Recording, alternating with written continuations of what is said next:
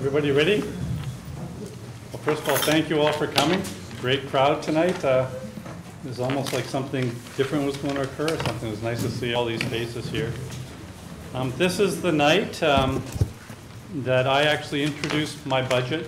This budget is coming up a little bit early, so I want to describe why. Just give a little bit of a budget speech. We're going to formally issue the budget next day or so, including the narrative and all this.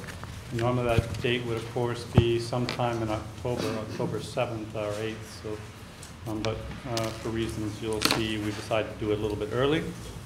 We're then going to have a work session. I understand there's no need to go into executive session tonight. We'll have a work session to give the councillors some time to have a free and extended conversation on any of the resolutions they'd like to draw, and then we'll begin the regular meeting tonight. So, you know, in Canada, when the finance minister does their budget, they're supposed to come to the parliament with a new set of shoes. So I think this, I don't have, everybody's looking at my footwear all of a sudden. I don't have a new set of shoes on, but still I think this is a very important data. You know, I've come here, as you know, when I campaigned on careful and thorough policy and financial analysis, and the promise to do whatever I can to reverse years of unfortunate city budgeting. Since I took office, I shared with anyone who wanted to listen exactly where the city stands on issues important to us all. I've answered every one of your questions, and I've implored you to collaborate with me to understand what I'm exploring and why, and to inform me. I've explained to the public the state of the city at every opportunity, and I've not let anything deceive the council or the public. I've said what I would do and done precisely what I've said, and I've encouraged the council to do the same. I hope in this process that I've raised expectations significantly. I know I work long and intense hours well beyond the workday and the work week, and I realize I've expected a great deal more of councillors as well. I've been willing to return to share with each councillor a significant amount of my time. It's clear to me that the service I expect of myself and each councillor goes well beyond the amount the city budget affords you all in compensation. But I know people don't run for office to feather your own bed, but rather to do absolutely whatever they can to create as much value for the city we all love as possible, with absolute disregard for yourselves and your own other personal commitments, and I appreciate that. This is the responsibility of public service.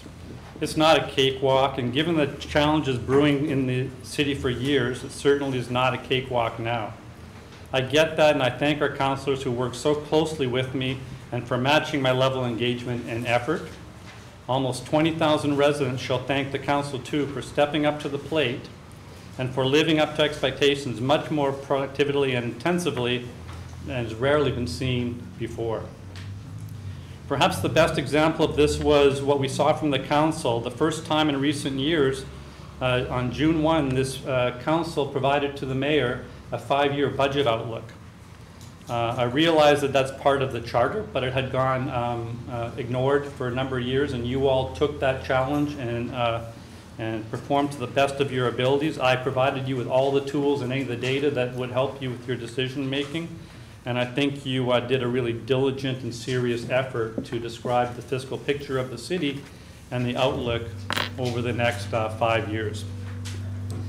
Exactly 8 weeks ago, the City Council approved their 5-year budget outlook that asked me to dramatically reverse years of deficit spending and partially restore the fund balance. Over these ensuing 8 weeks, I have explained to all who would listen how I would meet this incredibly difficult challenge. First, I demonstrated to the council what the council's various long-term budget goals would require with regard to a tax rate, the fund balance, spending reductions, and revenue enhancements. Then a month ago, I told the council how I would propose to fulfill the broad budget prescriptions through specific cuts, some of which we had initiated through our discussions as part of the county shared services program that actually began in public in May. The council was invited to join these public discussions with the county, which began almost 3 months ago, and I repeatedly asked all councillors to come work with me each week since on shared services consolidation and expenditure reduction. Then I asked each department head to come work with me on a budget plan for our city. I reminded the council weekly that they are all invited to collaborate, Most of the council has taken me up on that very difficult challenge, although I recognize just how complicated and difficult that analysis has been. Each of you can attest that I've always invited you to every discussion I had or may have been having. Sometimes we'd be having high-level discussions with regard to important matters of the city, and you've never come to my office seeing a door closed. You've always been included in every single discussion I've ever had. I've always answered every single question you've ever had of me. I've always been willing to share every little bit of analysis you ever wondered about, and I hope that we can continue that tradition in the future. Because I believe working with a fully informed council who is fully engaged and willing to work closely with me only makes our collaboration, our mutual product better. This mayor's budget is an annual opportunity for me to be both responsive and visionary. But that's only a first step. Once it's released, the council can either accept my analysis and judgment or substitute its own. At that point, the mayor has hopefully fulfilled my responsibilities to the public and the council begins theirs. But each mayor cherishes this opportunity to speak directly to the taxpayers and voters who so prize the city as we all do. Once per year, the mayor is afforded an opportunity to either maintain the status quo or set a new course for the city of Plattsburgh. Once in a generation or two, the mayor is required to change the direction of the ship for fear that mere maintenance of our current course will find us marooned on the shoals of financial ruin. That moment is upon us. For the last few years, our city has spent about $1.2 million more each year and relied primarily on the general fund. Now the reserve fund has been drawn down and teeters on deficit. Meanwhile, other funds too have been drawn close to near zero levels within the city. My budget abandons wishful thinking and is based on fiscal sustainability. It's also formulated from best practices we've gleaned from data reported out by the New York Conference of Mayors, from municipalities north of New York City and smaller than Binghamton, which by the way is about 240% the size of Plattsburgh. These best practices amongst 32 very similar municipalities mean we don't have to reinvent the wheel here, but instead must merely look at what works elsewhere. Leaders here and elsewhere are not elected to make easy or irresponsible decisions, and we're instead elected to spend other people's hard-earned money as if it was their own. Our leaders must also represent an even more compelling need, those of retirees who struggle to remain here and the next generation we hope will come. If our elected officials can put our city on the firmest fiscal foundation, they can live up to both the potential we all see here, and I know you all share that with me, and the promise to our children that the city won't borrow excessively nor raise taxes exorbitantly to imperil our future. I offer to the Plattsburgh City Council and the public a most difficult budget. It recognizes and elevates the importance of senior planning and analysis at the highest level within the city. It values the great community and the recreational opportunities that we all value and want to preserve. But we can do more in more efficient ways by looking at how things are done elsewhere. As do the majority of these peers that I referred to, I propose to trim departments and reduce spending in a number of ways. Through, for instance, the commissioning of the Clinton County Assessor's Office to perform city residential and commercial assessing, as 5 other municipalities have also commissioned Clinton County to do for them. The incorporation of human resource functions on behalf of our employees through collaboration where we can with Clinton County Civil Services. They've always been willing to lend us a hand in our civil service functions. Through our own payroll office within the Department of Finance, and through a requirement that our next healthcare administrator consultants will resume their practice of having somebody in the city at least once a week to assist and advise our employees and retirees alike. 20 of 32 peer municipalities don't support either a full-time or part-time HR director, and I would like to join that majority as well. I'd like to have building and grounds assume maintenance of our recreational facilities through the Department of Public Works employees who already mow and maintain our parks.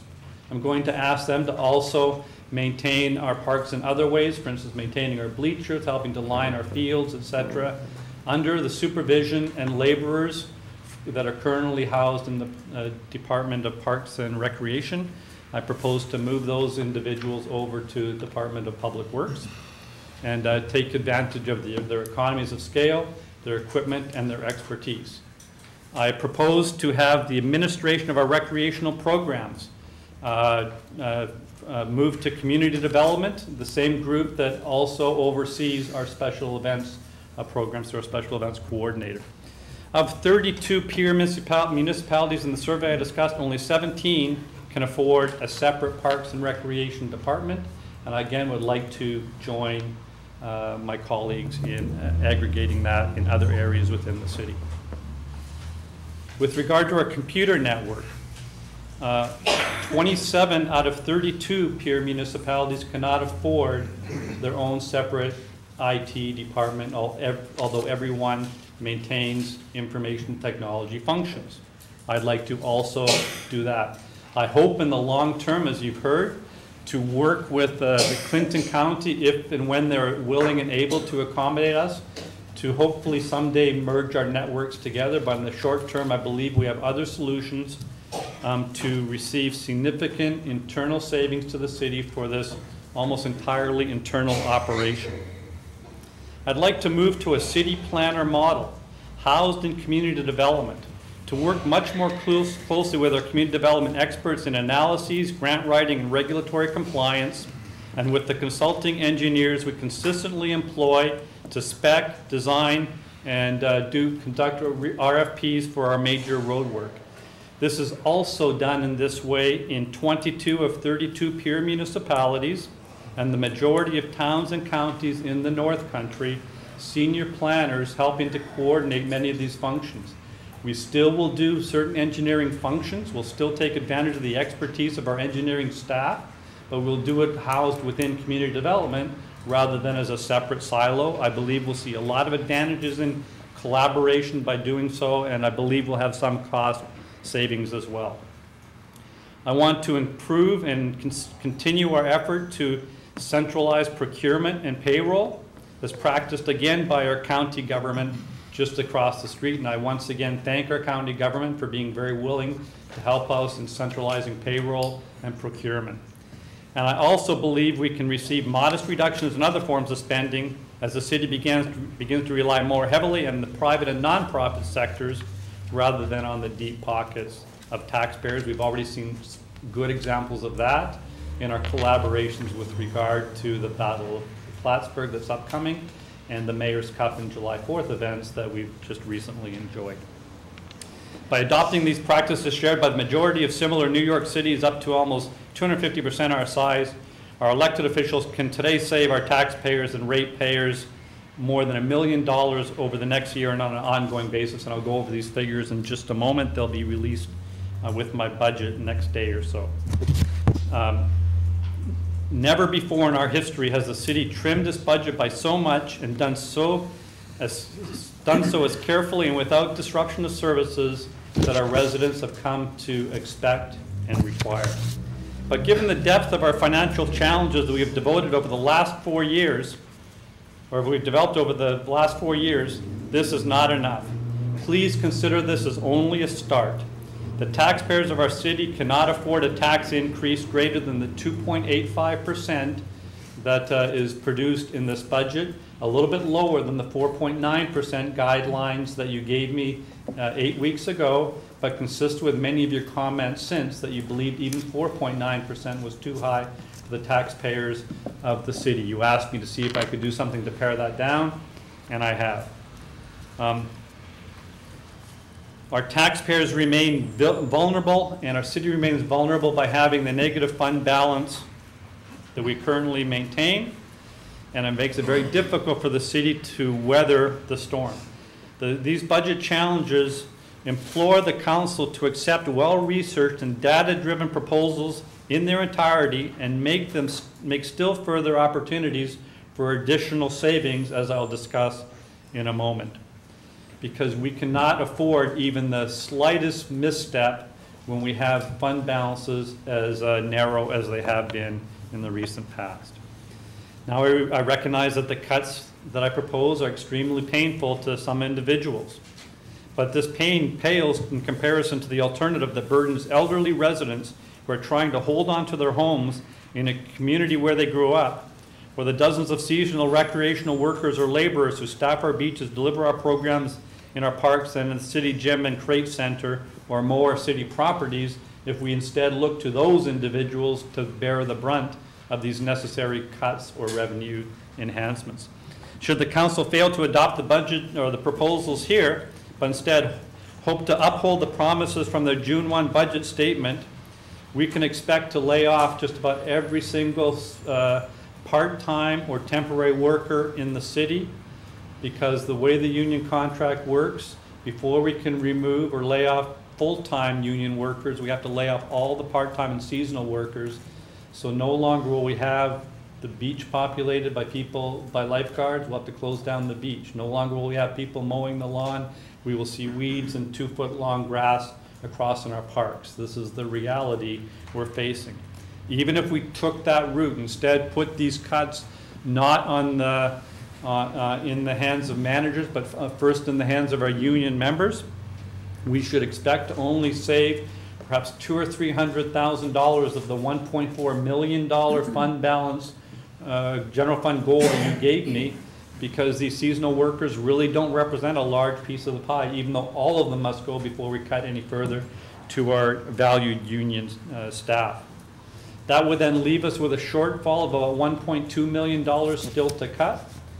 Given that under the contract, the individuals would be most vulnerable are the last people hired, it would require us to lay off just about every person hired over the last few years in the city of Plattsburgh. These are generally relatively low-wage individuals. We can't expect to save more than $30,000 or $35,000 per individual by doing it that way. Divide that into $1.2 million, and your alternative, should you go another route than the cuts I propose, would ultimately require us to lay off somewhere in the neighborhood of 30 to 40 of our most highly valued employees. So if we talk about displacing, that's displacing indeed. So I know these cuts, though, remain incredibly difficult for the handful of managers and their city hall departments. But they're not a product of anything but careful research and analysis. These proposals protect no self-interest on my part, but this interest to preserve the livelihood of the lowest paid employees in our city and the strong desire for our residents to continue to find their homes affordable. If we instead were to adopt a path of least resistance, we maintain the status quo but jeopardize almost everything our residents have come to cherish. This budget chooses instead to take a path less traveled, but I do not at all underestimate, and I fully understand the sense of preservation that most affected individuals will have with regard to my proposals. I vow to do whatever I can to protect their livelihood too, in some other way, and I believe I've been able to help in alternative employment, alternative places to work, alternative locations in the city that may become available for these individuals. So I think I can honestly say that only a handful of individuals who actually, I believe, have some of the best job prospects in our area will be adversely affected by this proposal. As you can see, or as you've heard, my budget tries to affect the fewest to save the many in preservation of their livelihood and our citizen services. Now, a mayor's budget is merely one vision, though. Should the principles of this budget be embraced, I shall begin working immediately to right this ship. But should those who must approve the budget instead have other ways to trim spending an equal amount, and you all gave that pledge to me about 8 weeks ago, that if you rejected my proposals, you'd put on the table something of equal or greater value, then I'll take you at your word for that pledge and work hard to help you with that as well. And now at this point, it's all too easy to simply point fingers and identify problems. I really need you all to actually help me with solutions in these ensuing conversations. Now is the time to offer true and refreshing and realistic solutions to meet the goals that we all share in every possible way. I'm listening. I await your substitutions and your wisdom in the same sincere spirit I offer in this budget, and the associated resolutions that result in the analysis of me, my team, and the councilors have been prepared to work with me through these difficult discussions at very challenging times. Now let me describe to you some of the numbers in summary that our budget will accomplish. This budget will allow us to produce a 2018 surplus of approximately $521,000 so far, compared to a deficit of in 2017 from the last council budget of $1,091,000. So in other words, we've turned this ship around by approximately $1.6 million in the general fund alone in this budget year. This $1.6 million turnaround will be augmented by yet to be determined cuts, which I'm going to work closely with you to the tune of $403,627. If we can find these additional cuts, and even just a few moments ago before we came here, we've identified a couple of things we still would like to explore to reduce spending even farther. So we're confident we can come up with cuts in the neighborhood of $400,000 in the remaining part of 2017, and some permanent savings going into the budget in 2018, which we can amend my budget as appropriate. If we can do that, we can end up, instead of the fund balance deficit of 2017 of $374,000, we can instead have, again, a fund balance surplus of $550,000 for next year. That's quite a turnaround. That $550,000 surplus, as you know, is not nearly enough, but it's at least halfway towards the 5 to 10% fund balance goal that this council approved last year. Not all the way, but at least halfway, and that $550,000 surplus is much more comforting than the cushion we've been surviving with for much of this year. I'll work with you to help in any way, but please, let's not take the easy way out. Please don't look for problems when our taxpayers need solutions.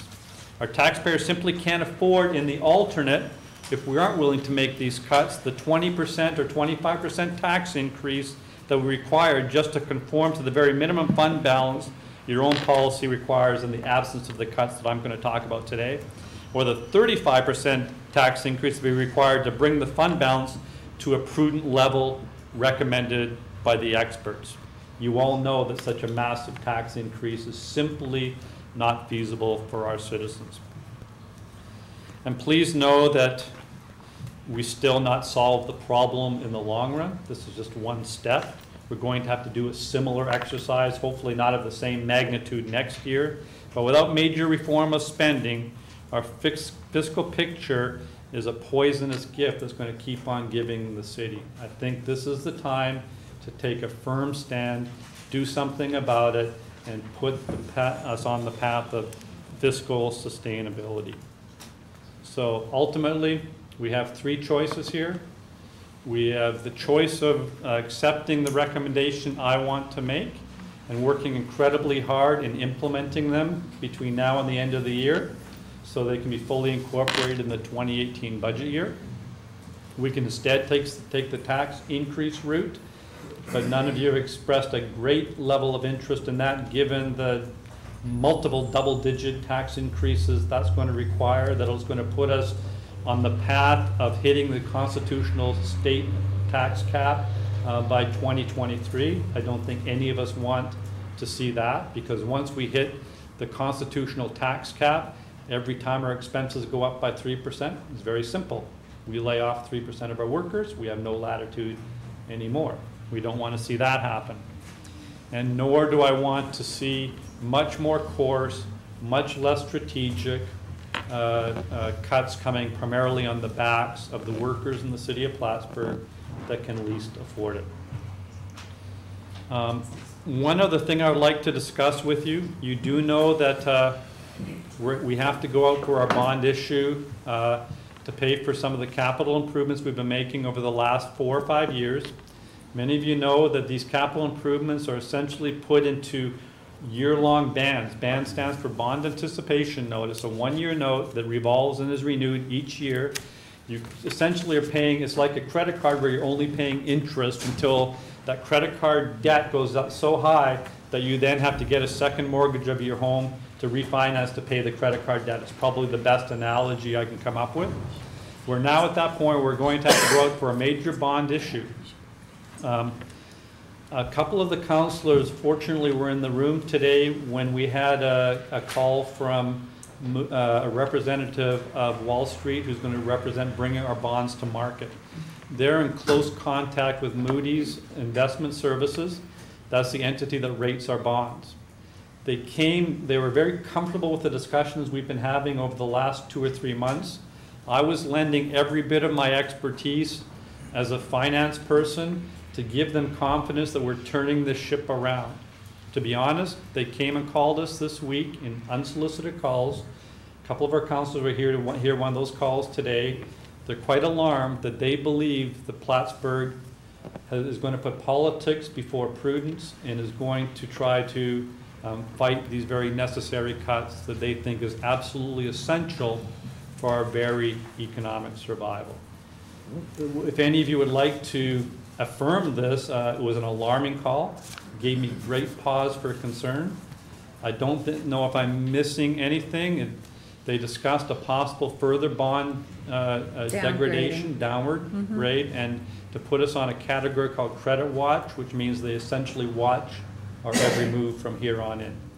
I personally am going to fight and argue to make sure that that doesn't happen. I'm going to use every bit of credibility I can muster with these individuals. I'm very familiar from my work on how this mechanism works.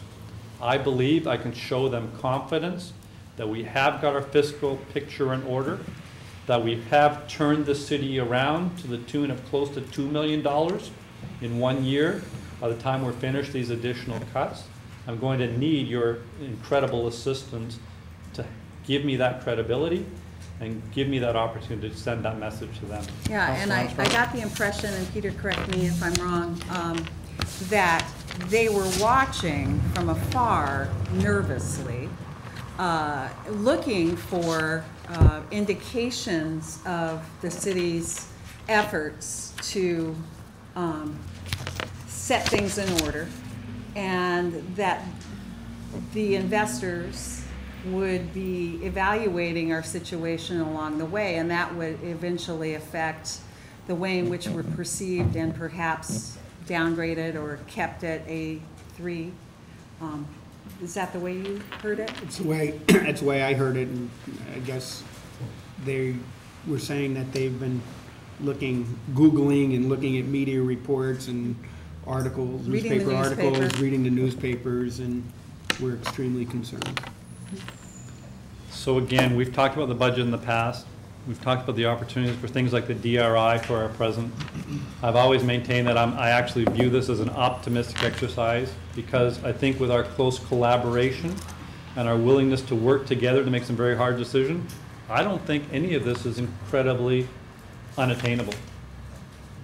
But obviously requires some precursors to fall into place beginning tonight, and in the swift adoption and your clear guidance to me in this budget for what we can do in the interim, even before the date of January 1, 2018. I'm confident we can do it. It's a mammoth task, but I think we're completely up to it. And let the discussion begin. Councilor Kelly. Mayor, we have several people standing out in the hallway. Would it be possible to take a minute and see if we can scare up some chairs for them and maybe line them across the front row here? Sure, I don't know please. if we'll be above the room capacity of 60 though, Mike. Yeah, I mean, in the Okay. past, for overflow point. purposes, the other room has been made available, but I don't know if we have the technical support to do that tonight. How many people are outside, Mark? Usually 200 about, yeah, about 20, 24. Would people be willing to rotate in and out? And I might especially ask this, to me, testimony in front of the council and your elected officials, I believe personally, should be primarily for voters and residents. What about the rotunda? That's big enough for everybody. We lose the ability to then do YouTube and broadcast it. And that's the record of our meeting. Mind if we come in and stand on the side? I don't mind at all. Yeah, there's an exit right close to you, so maybe that counts. John, there may be some chairs in the other room.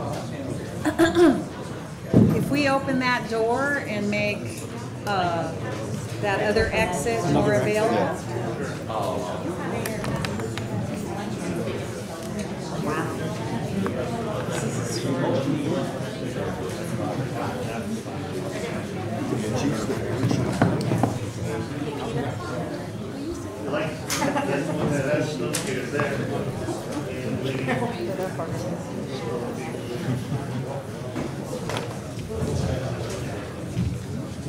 Thank you, department heads. I really appreciate making space for the voters. Do you think that we will still give them an opportunity to ask the questions if they would?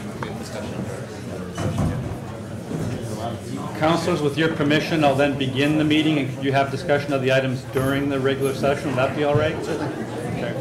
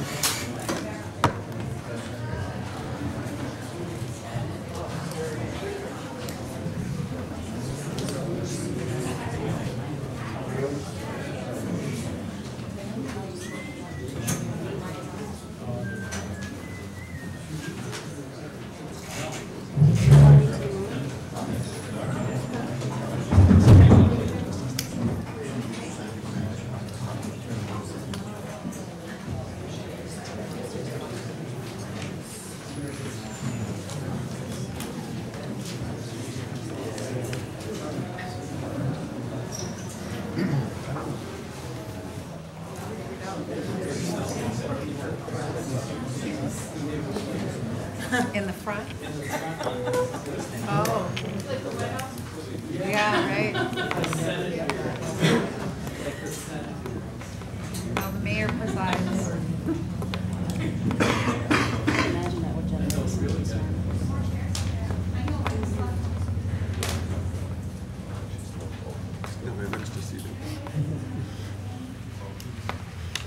The signs are like blocking the air.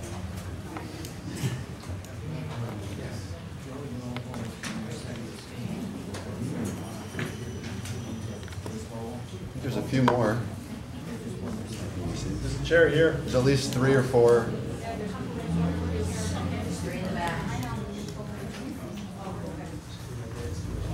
We need a usher.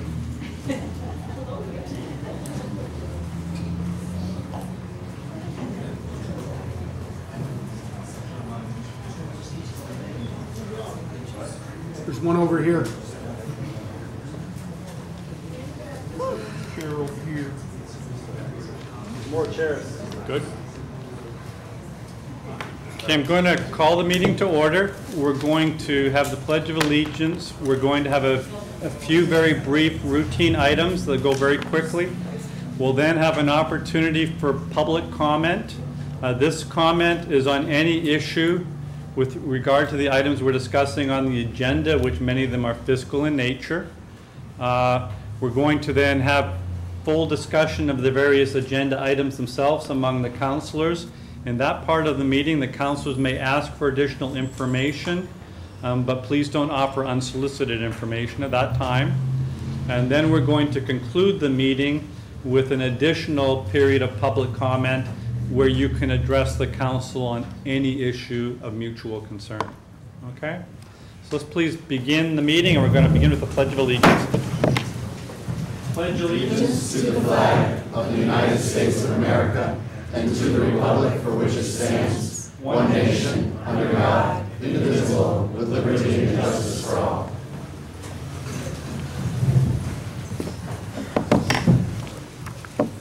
Roll call, please. Mayor Reed. Present. Counselor Armstrong. Here. Counselor Kelly. Here. Counselor Dowdle. Here. Counselor Ensel. Here. Counselor Casper. Here. Counselor Kretzer. Here. Resolved that the minutes of the regular meeting. Oh, I'm sorry. No, that's fine. I think I've done that enough. Resolved that the minutes of the regular meeting of the Common Council held on July 20th, 2017 are approved and placed on file among the public records of the city clerk's office. Moved by Councilor Kretzer, second by Councilor Casper. Any discussion?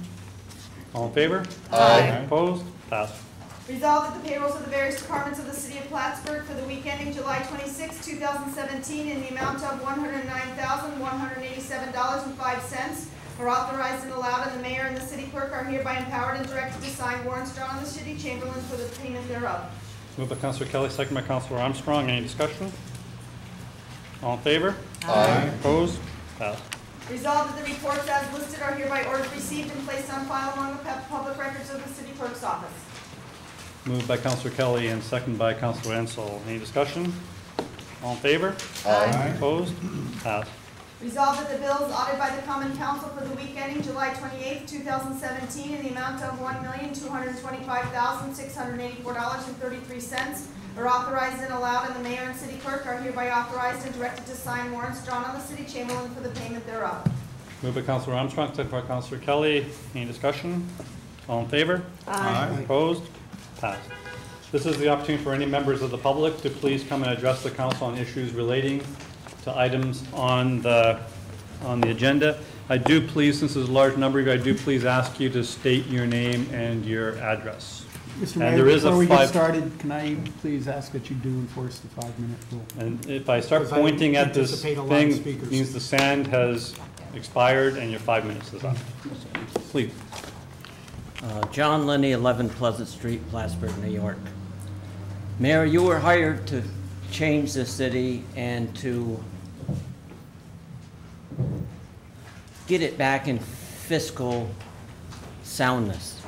You weren't hired to destroy it.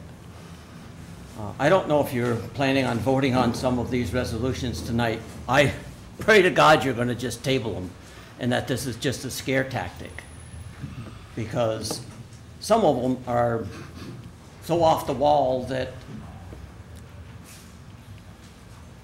I was shocked when I read this agenda last night. There are ways to save money. I've given you hundreds of thousands of dollars in suggestions during the election period. I'm going to write them all down, and I'm going to deliver them to you all, because we, as a city, enjoy our recreation department. We enjoy our parks. We enjoy our lake. We enjoy our police and fire department protection. That's why we live in the city. If I wanted to worry about a 20-minute response time for a state trooper to come to my house, I'd be living in Morrisonville or somewhere else.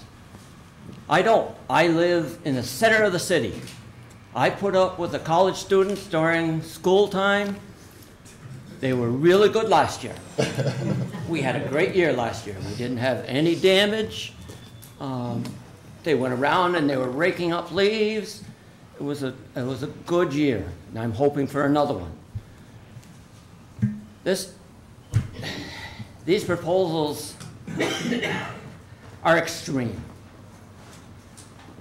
The HR department. I was the HR director, the first one, for 7 years.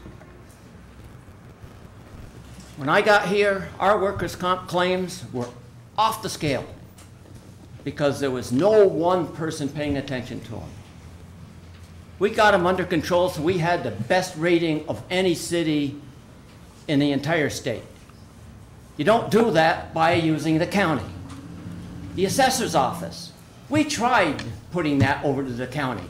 It turned out that, you asked some people that were here, it turned out that we had no control, no input, no updates, and a headache. Look at that one hard. Kathy works her butt off to maintain that department, to make sure that when a building inspector drops off a report that somebody put a garage on, that she's there with her people, and it gets added to the assessment. She pays for her salary 10 times over just by that one thing that they do, let alone the other things that they do in that office, helping us with STAR exemptions, with my VA exemptions. Look at every single one of these things. The city engineer, that department works their butt off. I was here for 7 years, and I got here at 7 o'clock in the morning, and I was scheduled at either 8 or 9.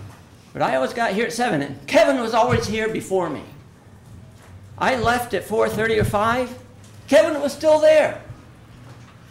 Don't treat people like this, that have given their life and their sweat equity to this city. There's got to be better ways than this, because I'm telling you, if you people had come to the retirees and said, hey, we got a program here, we're going to give you $750, and if that's not enough to offset all the expenses, which it sure as hell isn't, because I can tell you, I've spent a hell of a lot more than that since I've been put on to this plan. If you'd come to us, no, you shoved it down our throats, just like this little thing here with agenda items to be voted on tonight. That's not the way to do it. It's not the way for a person to find out that their job is going to be eliminated by listening to it on the radio. So, table these items. Let's talk about it. I told the mayor there's a bunch of acreage that Don Dooley owns behind the VFW. I tried to develop that years ago, and because we were shy of 5-foot right-of-way, I couldn't get it to the zoning board. We would have had 150 to 250 extra houses over there. Mr. Linney, time's up. Yeah. So there are ways and there are places to improve. Thank you. And I will give my seat to somebody else. Thanks, John.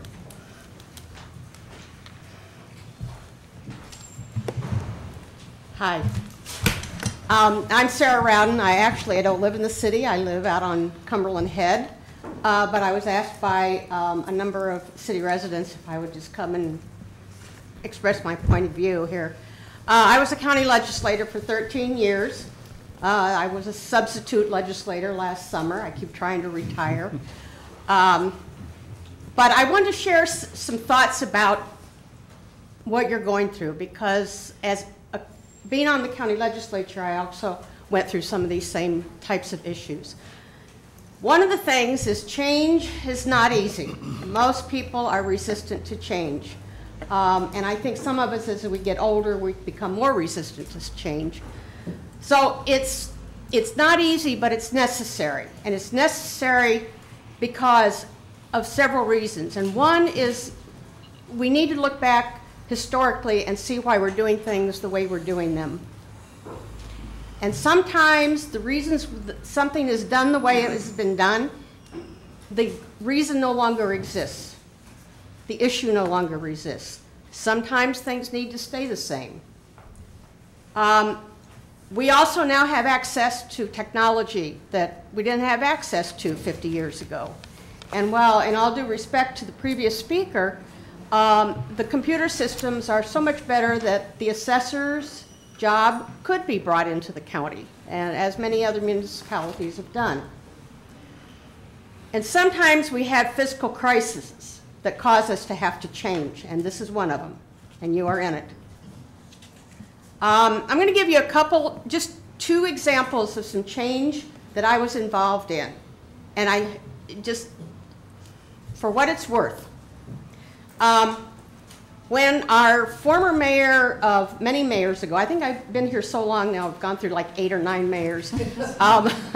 When Mayor Stewart was leaving, he called me and said, Sarah, could you get the town and the county and the city together to see if we can keep the fishing tournaments going?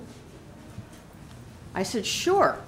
Because at that point, the city was paying the entire amount to get fishing tournaments in here with hopes that there would be revenue coming in via the business that the fishermen were doing. So I got the county and the town together, and you know what? They said, yeah, we'll help support. This is great. And what evolved from that was a committee that put together the occupancy tax. And the occupancy tax now, which is the tax people pay when they go to the hotel, that now pays for the fishing tournaments. And we reap the benefits of those fishing tournaments. And all it was to call people together and say, will you help? And they did. And then it was citizens who helped to put the occupancy tax in place. The other was more difficult was when we had a home health care program that we had the license for it. We're not required to do it, but we had the license for it. The county was losing $2 million a year, a loss of $2 million a year. We tried to fix the program. It didn't work. So we ended up selling the license to a private company. Needless to say, that was not easy. But we did it with a great deal of research. We included all of the people who were going to be affected, and we talked about it. And as it turned out, it was a good decision. The employees who had been at the county, many of them went to this new organization and worked there, and life went on, and the county saved $2 million a year. Not bad, huh? So, some things can be changed, that some people will be impacted, those who have jobs, but most people won't even notice the change. And the assessor is one of those. I would say very few people would notice that change, other than it's being done. But I would like to emphasize the process of doing this, and I say this to all of you, the process of making these changes must be done with a great deal of sensitivity to those people who are going to be impacted. They need to be part of the conversation. They don't need it to be a surprise. And so I beg of you to please use a lot of sensitivity in making these very, very difficult decisions. And in the case for recreation, which is my love, the recreation department in the city at one time when we first came here was nothing but softball games. That was it. It has evolved into being a wonderful, wonderful part of the city. And recreation, and I'll be done in a second, recreation is what draws many businesses to our community because they want quality of life for their employees. And it's also what keeps us here, is a good, wholesome recreation department. So please, if you have to move it around and you have to make it look different, okay, but don't eliminate it. Thank you. Thank you. Thank you, Sarah. And I will give up my chair to invite Lisa. Hi, Gail Wilson. I was just here a month ago, only twice in 68 years, so that's not too bad. I'm agreeing with Sarah. I'm here to speak up for not eliminating the recreation department. For the past 9 years, Steve Peters has worked at creating new programs, bringing in new activity. We had The Biggest Loser here a few years ago, for goodness sakes, a TV show. We have the half marathon, we've had the Rock Eater race. People come from all over, not just New York State, and they spend money while they're here, and it gets publicity, it's tourism. But you know, the recreation department serves a large percentage of the city's population, from little kids to older people. It sponsors soccer camps, basketball camps. We have a running program for kids through the recreation department. These things help families stay together too. When families bring their children, stay there because they feel comfortable with the recreation department. Now, just drive by this week at the Oval and see the number of kids out there in soccer camp. These things are free for kids, by the way. It's not just the young people, though. I'm sure you've heard of the new sport of pickleball, which is growing. There's about 100 people playing it in Plattsburgh right now, most of us older. And we play at the recreation center over at the base, old base. You can go over there and see the nets set up and people playing. You can go over there and see people walking around the track up, you know, because they don't want to sometimes buy memberships to the fancy places because kind of past that stage, you know. So the city beach. When I was young, the city beach was wonderful. We went there all the time. Then it kind of died out for a while. Well, in the past 10 years, there's been a big resurgence in the city beach in popularity. There's a little restaurant out there. They do kind of rentals. They have activities out there. It's just another example of what the recreation department does for this city. you know, let's not forget too that it does generate some revenue. Whether it's $2 or $5 to play a game of pickleball, or get into the city beach, or have people pay entry fees to races, it's generating some revenue. Now, I know that the mayor feels it's important, better to eliminate half a dozen jobs than 40 jobs. But you know, sometimes those half a dozen jobs are the most important jobs. If you had a health clinic in town and there was some secretaries and a doctor, and you took away the doctor so that you could save the other jobs, well, that's too bad about the other jobs, but then it's not a health clinic anymore. So if you take away the recreation department, you're taking away all these activities. And it's been run so well over the past few years. I would just hate to see that change. Thank you. Thank you. Thank you so much.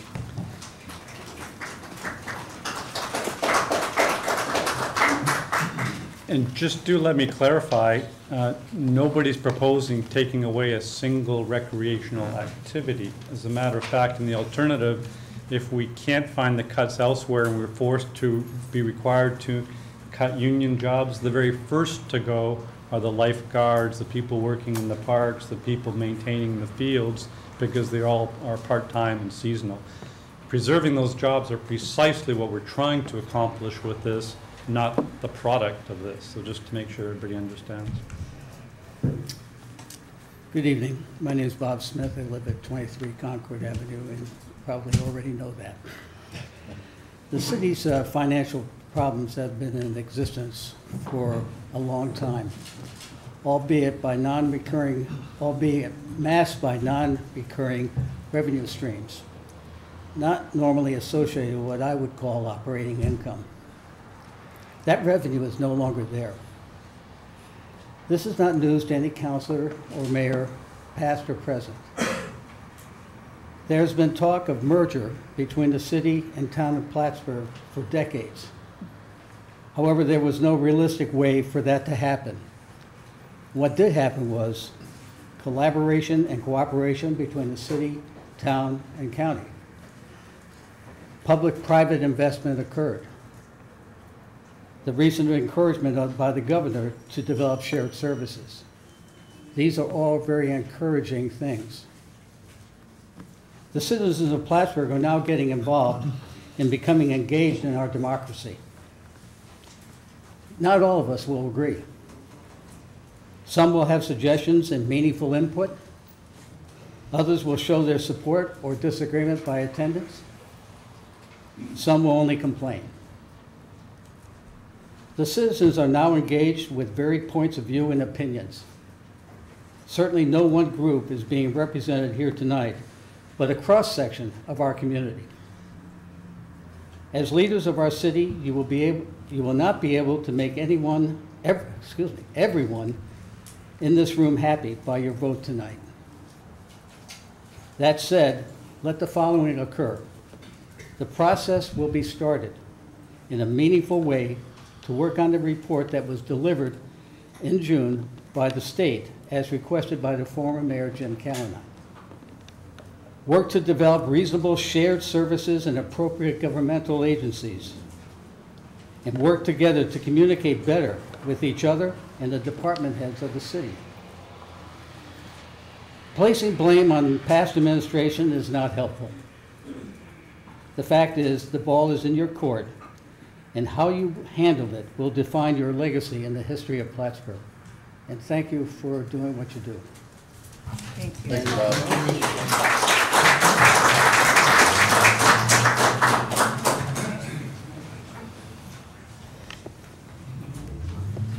Good evening. I'm Rosemary Redmond. I live on Oak Street here in the city. I agree with a lot of what Bob just said. He said it very well, and I agree with a lot of what Sarah Rowden said, and I just want to say that you've got a tough task, and I appreciate your undertaking it, and that you are able to cut the budget so we can live in a reasonably fiscally responsible community. Thank you. Thank you. Jack Wilson, Set Point. I've lived here, probably 50 years. 20 of it was Air Force, in and out constantly, but this is my home. Quality of life, I'm sorry. Quality of life. When I first came here, quality of life was where can you go eat and where can you shop at the mall. That was it. That was not quality of life. We had a rec department, but it was a shell. That was it. And being a fitness nut, boring, boring. So I would leave on the Air Force and go to, somewhere else, and it's like, I've died and gone to heaven. Then I'd come back to Plattsburgh. I love Plattsburgh. As you can see, I'm still here. Boring. I'd go away again. This is great. Come back to Plattsburgh. So you see where I'm going. Up until about 10 years ago, boring, and then Steve Peters. Youth programs have mushroomed. Adult sports have mushroomed. I went to the gym today. There were almost 30 people there playing pickleball. Would have been more, but the youth soccer was in there and the kids were playing basketball. Tuesday, when it was pouring rain outside, went to play pickleball. Youth soccer was out in the rain, almost 200 kids in the rain. Go inside, there was about 50, 60 of them practicing drills because mommy didn't want them out in the rain. It's amazing what has happened. Quality of life has gone up here. I can appreciate the crunches you have to do. I wouldn't do it for any amount of money. It's a hard decision, but please keep in mind quality of life. We have it, let's don't lose it. Thank you.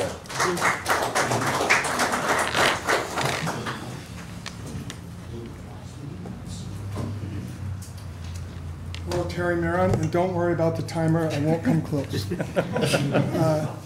Certain facts are irrefutable, right? One, the city has deficit budget spent for years now. Two, the fund balance is gone, and the city's credit rating probably is going to deplete, and you're going to pay higher interest rates on all your borrowing. City's expenses are primarily labor.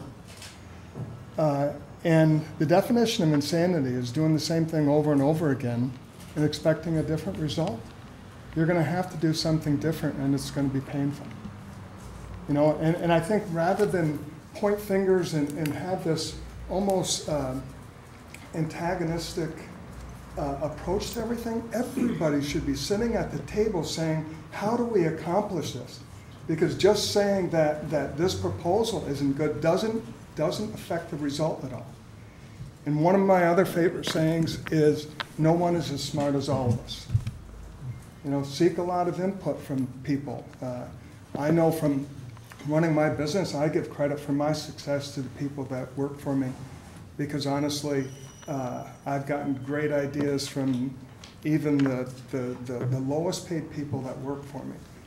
So you have to do something. It's going to end up being labor. You have no other way around it other than increasing real estate taxes a lot. And when those bills hit people's envelopes at home, then you're really going to know it. Thank you, Terry. Thank you, Terry. Thank you very much.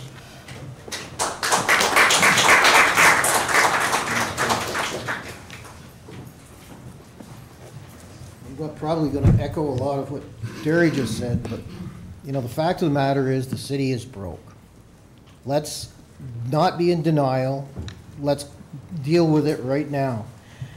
The Common Council has not balanced the budget, not necessarily all these faces, but has not balanced the budget since 2011. That is why we're in the situation that we are now. Every week that passes, the city is falling further in debt, and inaction just puts more and more jobs in jeopardy. It is time to lead, follow, or get off the bus. Let's face it, these are tough decisions that must be made. I don't have anything against anyone, but in fact, 73% of the budget is labor. 73% of the cuts are going to come from labor. I don't purport to know which ones do the most good, but I trust Mayor Reed has done the proper research. The only way that we can get beyond this denial stage is to go to work. I have been very disappointed in the last few meetings that I thought everybody would be kind of coming here with, and some of you have, I mean, I'm not saying everyone, coming up with some good ideas and trying to solve the problem. Instead, I hear people resisting any changes. Well, unfortunately, that ship has sailed. The dramatic changes will have to happen. There is no municipal money ferry that's going to come and put the $6.5 million that was vaporized under anybody's pillow. That's what we're dealing with. And I don't want to lay blame on anyone either. I think everyone was acting in what they thought was the best interest of the city, but now we have arrived at a juncture where we have to do something. You know, and I have little trust that we can continue on, because this group, and I don't mean the Common Council, has not been able to balance the budget. And so your only options are is to raise the taxes dramatically, borrow money to meet the expenses, which is only a very short-term solution, or cut expenditures. And so that's where we're at. The least painful thing is cut expenditures. It's not pleasant. I understand that, but it's now time for the leaders to lead, the followers to follow, and the people who are not going to do anything, step aside and let the people who have the solutions to use them. And I am not in favor of beating the tax cap. You know, we're still looking at 10% over the last 2 years. We're already in the bottom 25% in municipalities with the tax rate. This is not an attractive thing, and no matter what you do to make the place look attractive, everybody votes with their pocketbook, and they end up voting with their feet. Thank you. Thank you.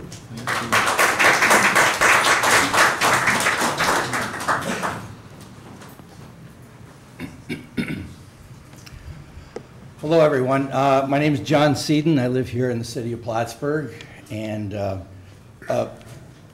this is nothing new. It's unsustainable. We all know that.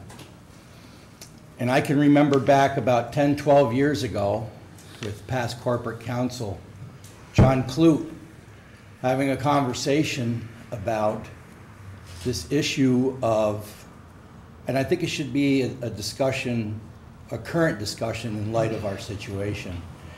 I think the time has come for this discussion.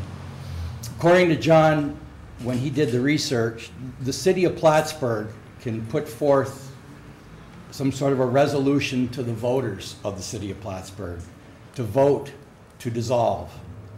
And when that would occur, it would automatically go to the town. Town would have nothing to say about it. The city would ultimately vote and say, we dissolve. Then, if that occurred, we have the opportunity to keep the best of the best, get rid of what's killing us. And can you imagine Plattsburgh as a town and city entity in Albany? We would crush. I think the handwriting's on the wall. I mean, when you talk about being sustainable into the future, to me, that is the only way for all of us and our quality of life. Throwing Band-Aids here and there and scurrying just kicks the can down the road. And where we are with the way that healthcare is not going to get any less. It's only going to continue to crush us and crush us. Retirements. I think it's time to have that meaningful dialogue and put it to the voters. And let us vote and say, you know what? Maybe it is time to dissolve. Give it back to the town. And let's go kick some ass down in Albany. Thank you.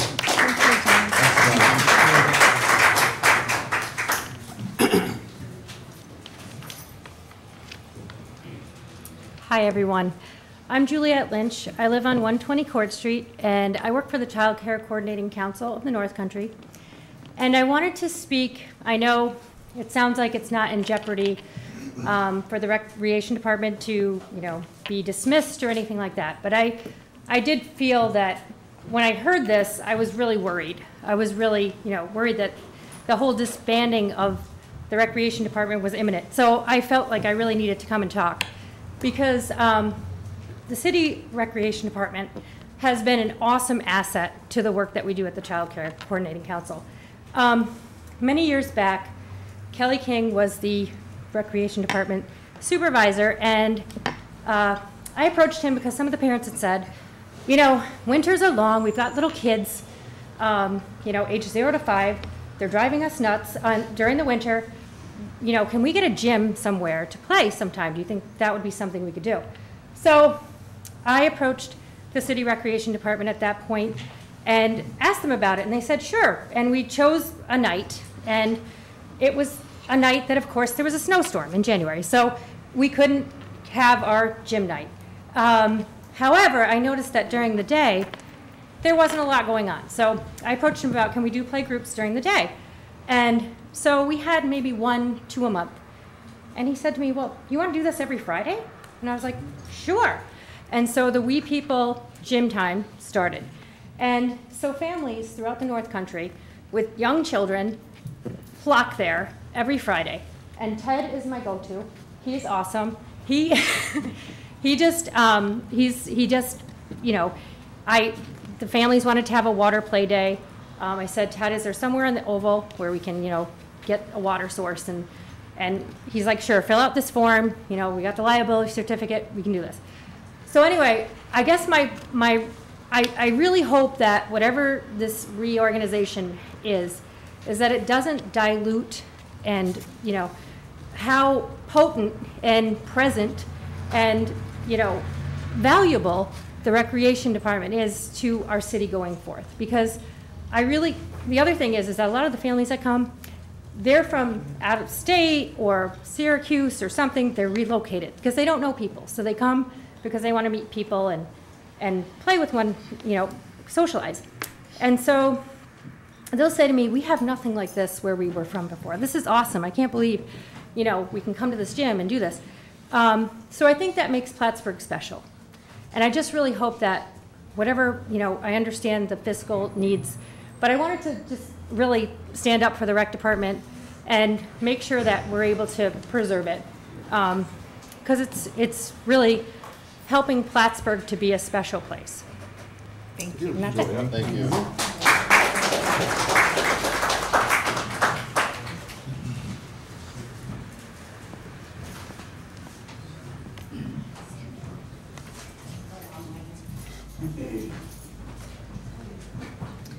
I'm Lori Booth Trudeau. I live on Morrison Avenue. This is a tough choice.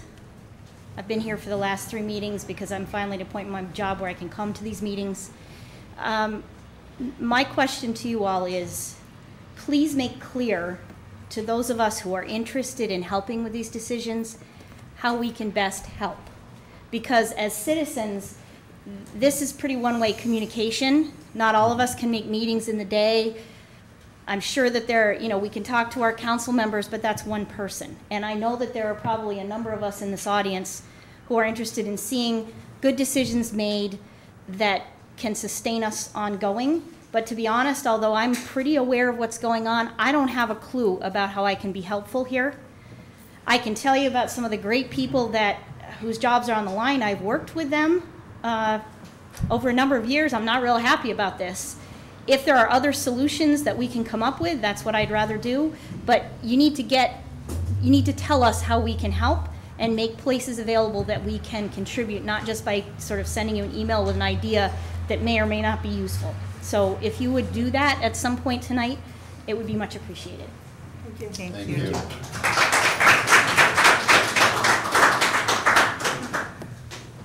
Hi, my name is Marissa Gilbert. I live on Grace Avenue. I think you need to perform triage here. Nobody's really mentioned that.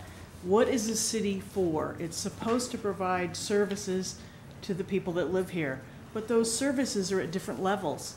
Fire protection, police protection. What is the most important thing you need to provide? And you would look at that and probably cut it the least. Then you look at what is the next thing we need to provide. A lot of people think recreation is very important. I'm going to tell you it's not that important to me. Make people unhappy here. The engineering department and the zoning departments are very important to me. And if you're thinking about getting rid of the city engineer, I'm horrified. I read it in the paper and I couldn't believe it. For instance, I'm a CPA in a CPA office. We toss out all the managers, toss out all the CPAs. What are you left with? You're left with bookkeepers who don't have any direction from CPAs. And I think that sounds like what you're going to do, that you're going to throw out all your managers because you don't need to worry about the union contract with them. And what I think you need to be looking at, and I'm no expert, but I think you need to be worrying about or trying to break this union contract that's going to make a lot of people unhappy. But that's your problem. You need to be able to get rid of the people you need to get rid of. And you're shackled. There must be some way that this can be dealt with. It's payroll. It's payroll, and payroll for people that you can't get rid of. Thank you. Thank you.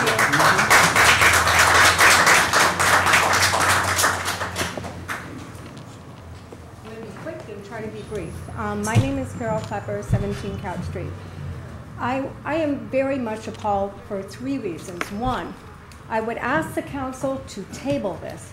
You need to get more input from more people. You need to look at it as a machine. The city is a machine, a well-working machine up till 11 years ago, but I mean, no, most of it works well.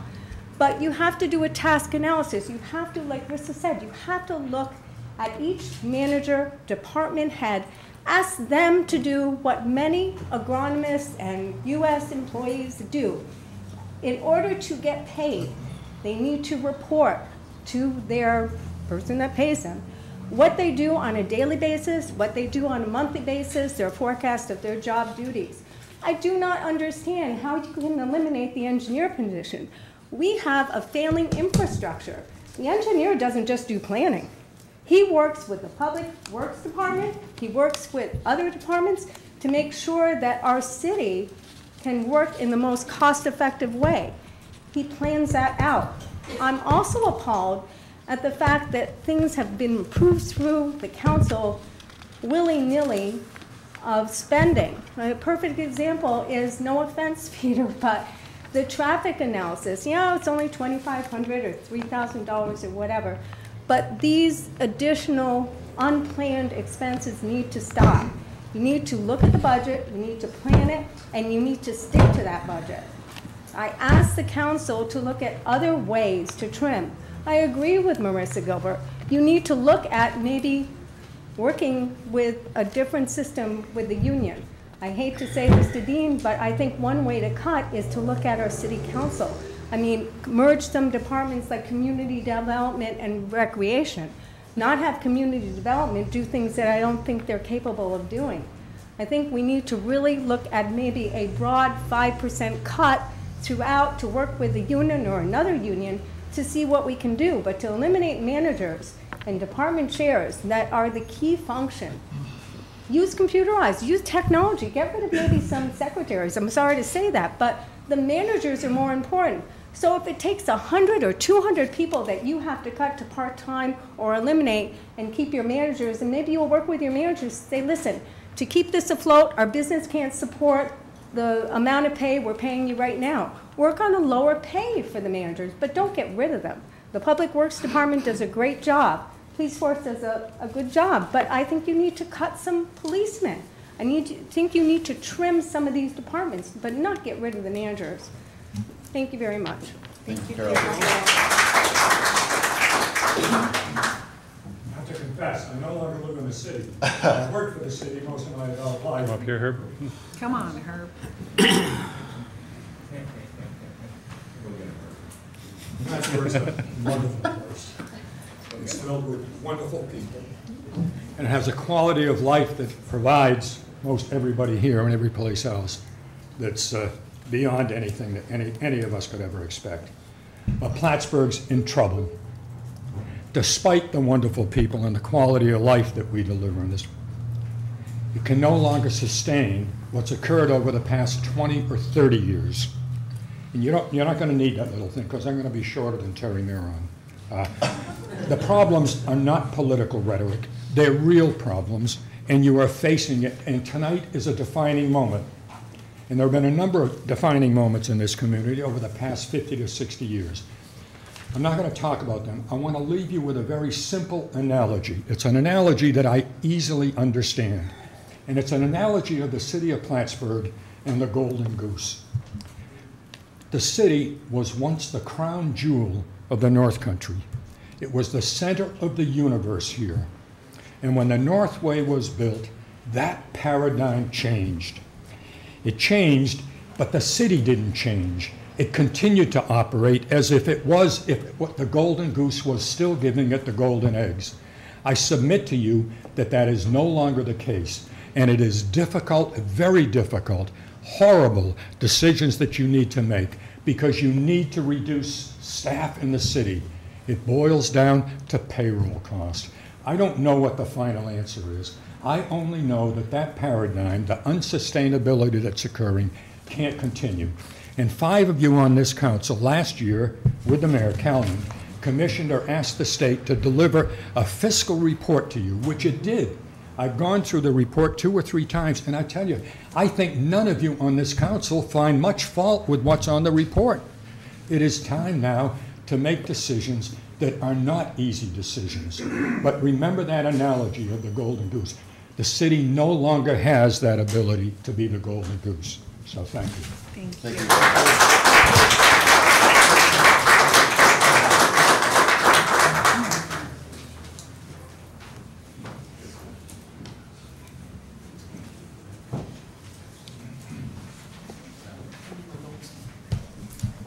Sue Moore, 63 Oak. I listened to everybody here tonight, and no matter what you guys have to cut, this isn't going to be the end of it. You're going to be making more cuts next year, so you can try and say, I like the rec department, I like this department, that department.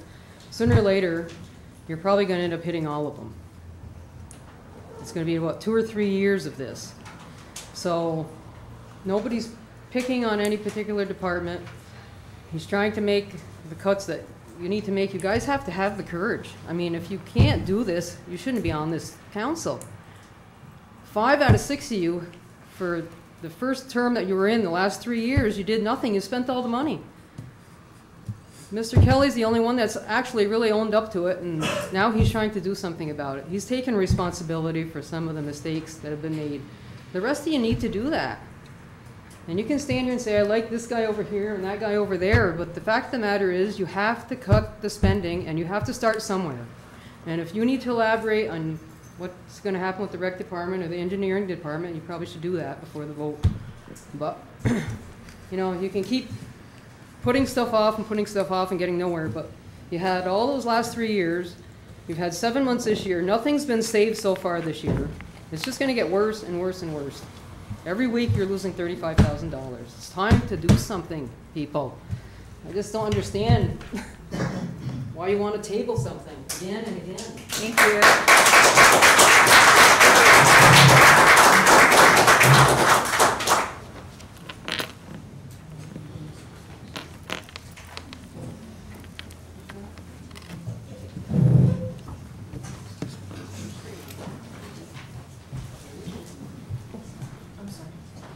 I'm Lise Davidson. I do live in the city.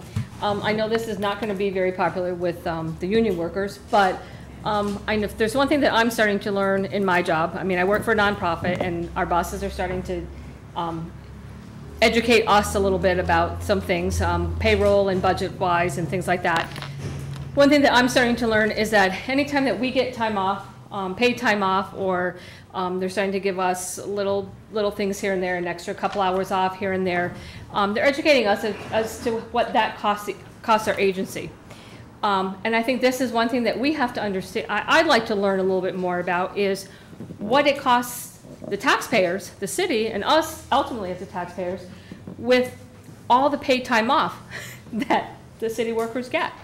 For example, a couple years ago, I can't remember how long ago it was, I remember going down to the public library on, it was one of the president's holidays. It was not the Monday holiday. It was the actual president's birthday, to find the library closed. And I was shocked. It was like a Wednesday afternoon or something. And the library was closed. It was a sign saying closed for President so-and-so's birthday. And I'm like, looked at my calendar, I was like, it's not Monday. Why is the library closed? And I joked with one of the workers when I went in the next day. I'm like, why were you closed? Oh, because it was so-and-so's, it was a holiday. I'm like, holiday? What holiday are you talking about? He said, oh, it's President so-and-so's birthday. I'm like, no, that was last week. That was Monday. That was the president's holiday. No, we get both off. And I was like, excuse me? It blew my mind. And so when all of this is happening and our bosses were told us something in an all-staff meeting, I started to put two and two together. I'm like, how much did that cost us as the taxpayers? If the city was closed, if everything was closed on middle of the week, it wasn't the normal holiday. How often does that happen? Good Friday. Who gets Good Friday off anymore? City is closed down on Good Friday. I just, how much money are we losing in the city? How much is that costing us? That's just another thing. And I'm sorry if there's any union workers in here that's hearing this, but it's a reality. We have to start looking at that. That could save a lot of money as well. So I would urge that to be looked at. And I'm not versed in union negotiations, so maybe it's not something that can be done, but I think it just needs something to be looked at. Thank you. Thank you.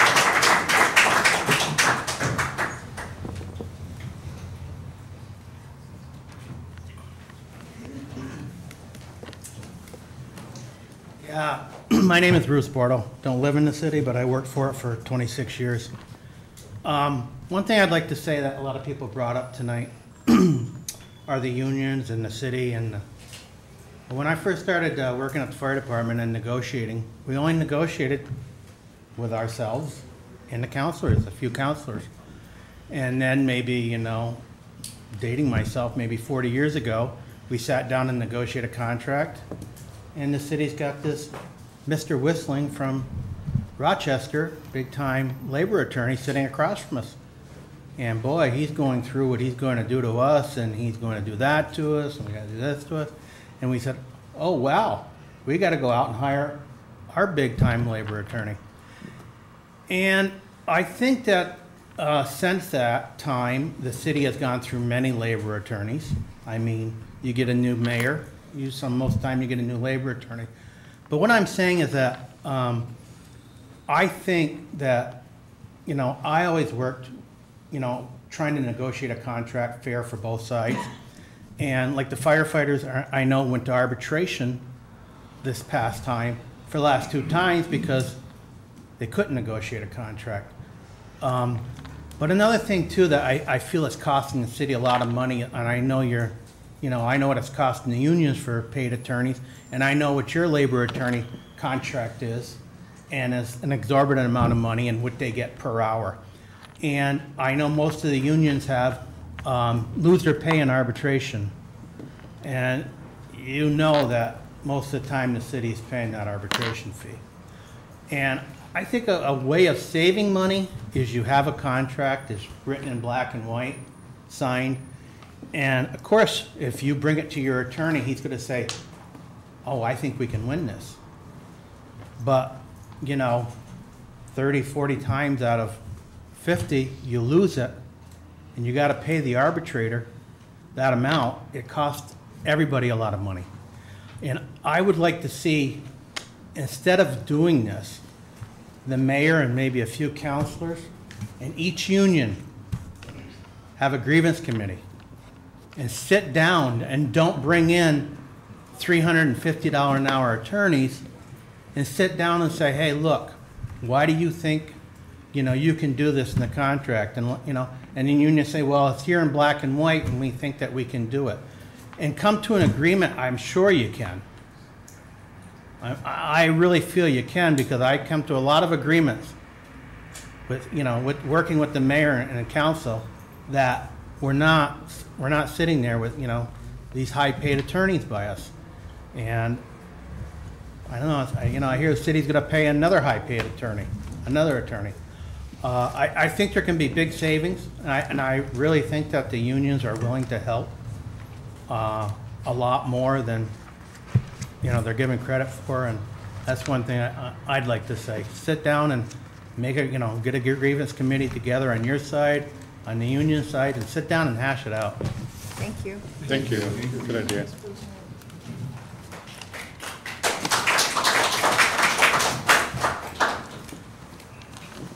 there anybody else who'd like to speak on issues with regard to items in the agenda this time? Please.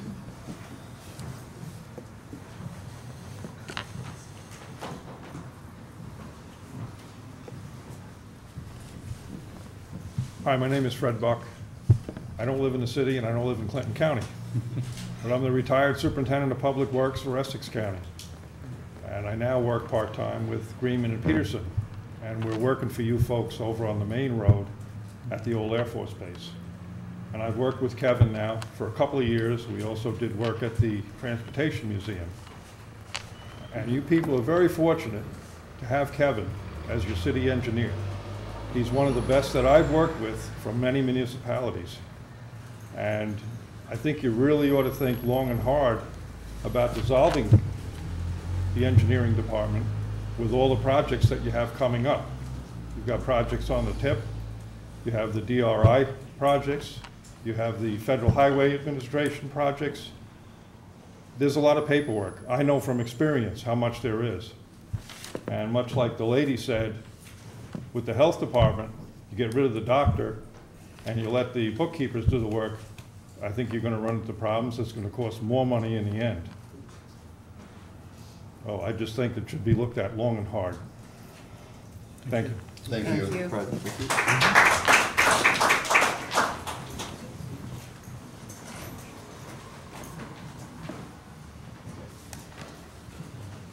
It'll take me a minute or so. Sure, no hurry. Thanks. At my age, I live in Jason. Actually, I don't need a microphone. People at home need to hear you. Oh, good Lord, no. I was always told I don't need a microphone. My name is Edward Hanlon. I live on Peru Street, probably the best paved street in the city. The rest of them, quite honestly, are terrible. And at that point, I'd like to say that what we're discussing tonight, everyone's talking about, is really only the top of the problem here.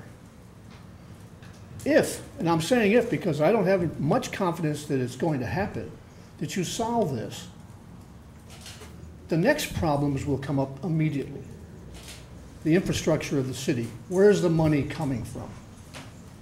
We saw a $10 million grant for this. We've seen a grant for that. Grants are great things, but they dry up. Now, I moved back to the city in 2013. I've been in public administration, public school administration for 17 years. I've been on the Board of Education. Seeing a fund balance dwindle from $6 million to zero over a short period of time is unconscionable. In public education, that fund balance was extremely important. Ask any school board member what it's for. I hate to say this, but I'm not sure that you people know what it's for. You can't just spend it down because you end up as we are now. And it's as we are now, not you. It's all of us. We're in a jam. You have to figure out how we are going to get out of this. I'm not going to advocate for one department or the other, because having sat on the Board of Education, I know about personnel cuts. I'm going to assume we got rid of the Department of Frivolity a number of years ago. That all of our departments are necessary. There are no frills in any kind of government anymore. I have a great confidence that everyone we've hired are wonderful people. I've heard various people vouch for tonight. I can vouch for the people in the code office. I've been there a number of times. You are in a tough spot. You are in a spot that I do not envy in the slightest. You have the hardest decision to make, because with all of these wonderful people and all of these departments that we have and we need, you have some tough decisions to make. You have to put on your big boy pants and you have to make decisions. and you are not going to make people happy. Quite honestly, you're not going to make me happy. And if you can't make me happy, you can't make the rest of us happy. It's going to be tough, but it has to be done. The other thing you have to do is you have to think outside the box. I've been reading the Press Republican lately, and I'm seeing a lot of in-the-box thinking going on. Well, we don't want to raise taxes on people. That's inside-the-box thinking. That's an easy thing to do. And quite honestly, I have great faith that's what you're going to do. The tax cap is a joke. You exceed that in a heartbeat. What was it last year? 6.6? What was it this year? 4 point something? That's 10%. You people live in the city. You look at your tax bill, it's gone up 10%.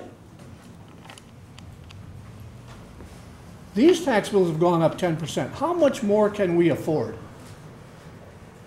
I'm a retiree. Thank God. I'm a retiree. Which means I lived on a relatively fixed income. Now I have a choice. I can leave the city of Plattsburgh and enjoy lower taxes someplace else, or I can eat the taxes and stay. Well, quite honestly, for me, it's not a tough decision. I'm okay. We moved back to the city in 2013. We've been gone for almost 40 years, almost 50 years. We moved back here, and one of the attractions is the low electric rates. That's a heck of a plus. But it's now being offset by taxes. You can live out in a town and pay less. You people have to think of all these things. You have to get out of the box. Coming to us with your hand out and picking our pocket is not the answer. I worked, as I said, in public school administration. I know about personnel cuts. It's painful. It hurts. It hurts everybody because it's not just John Doe. It's John Doe's wife and 4 kids. Understand. I understand that. When I was in that spot, I never went home feeling good. I always went home with an upset stomach. But you have a choice. The survival of this city is at stake. And you have to make these choices, and you have to do it now. Now, one more thing. My time must be just about up. It is. May I be indulged for just one more thing? Please. If we are going to abolish department heads tonight, I am concerned about that process. I was with a friend today and was told that 4 department heads are going to get their notice today and it'll be done at the end of the month. And I said, that can't be. Well, actually, it's going to be the end of December. That can't be. What is the process that's been gone through? Have you met with the department heads? Have we reached consensus of the board that this is what you want to do? Have you met with the department heads? Have you gotten their input? I don't know. From the Press Republican, and I trust the Press Republican, they do a wonderful job. I don't know. As was said before, the only thing I believe is what I read in the newspaper. There it is. I don't know. Thank you. Thank you. So if that's on your schedule tonight, please delay it. Thank you. Thank you. Thank you.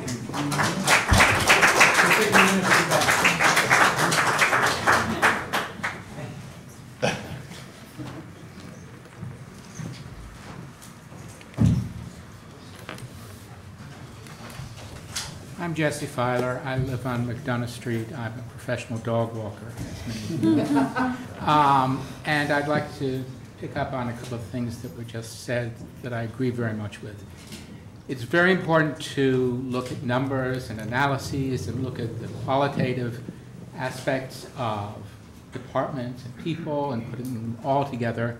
And I sort of, in my professional life, sit in the middle between the qualitative and the numeric, quantitative worlds. I think there's one number that has only been very briefly mentioned tonight, and I think that's one of the most critical numbers for you to consider. I saw this agenda for the first time yesterday. I believe that was the first time. I don't know if anyone else had seen it before then. That was the first time I saw it. And now it's up here, and presumably if things go the way the agenda predicts, the abolition of those 4 departments will be voted on tonight. And the number I would like you to consider very seriously, and several people have talked about this sort of thing, is the number of minutes between the release of this agenda and this plan and the time you are expected to vote on it. That number is a very small number, and I think you should, I'm not going to make any comment on it, I think you just consider what that number is. And because there are people all over the place looking at how this city is governed, they're looking at the bond ratings and so forth. I understand there was a conference call with people, I assume in New York, looking at bond ratings. People all over the state are in fact looking at this city for a number of reasons, including the quality of life, some of the things that we have done in the city.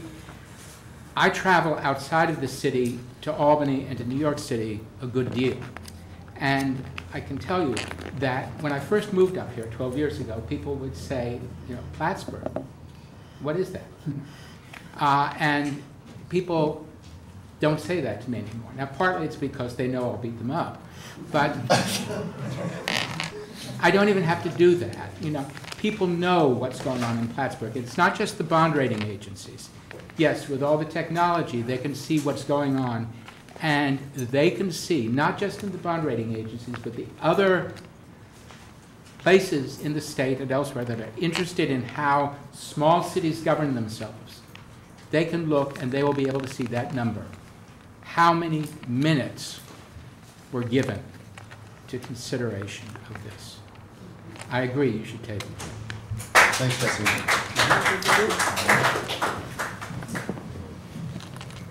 Any other individuals like to speak?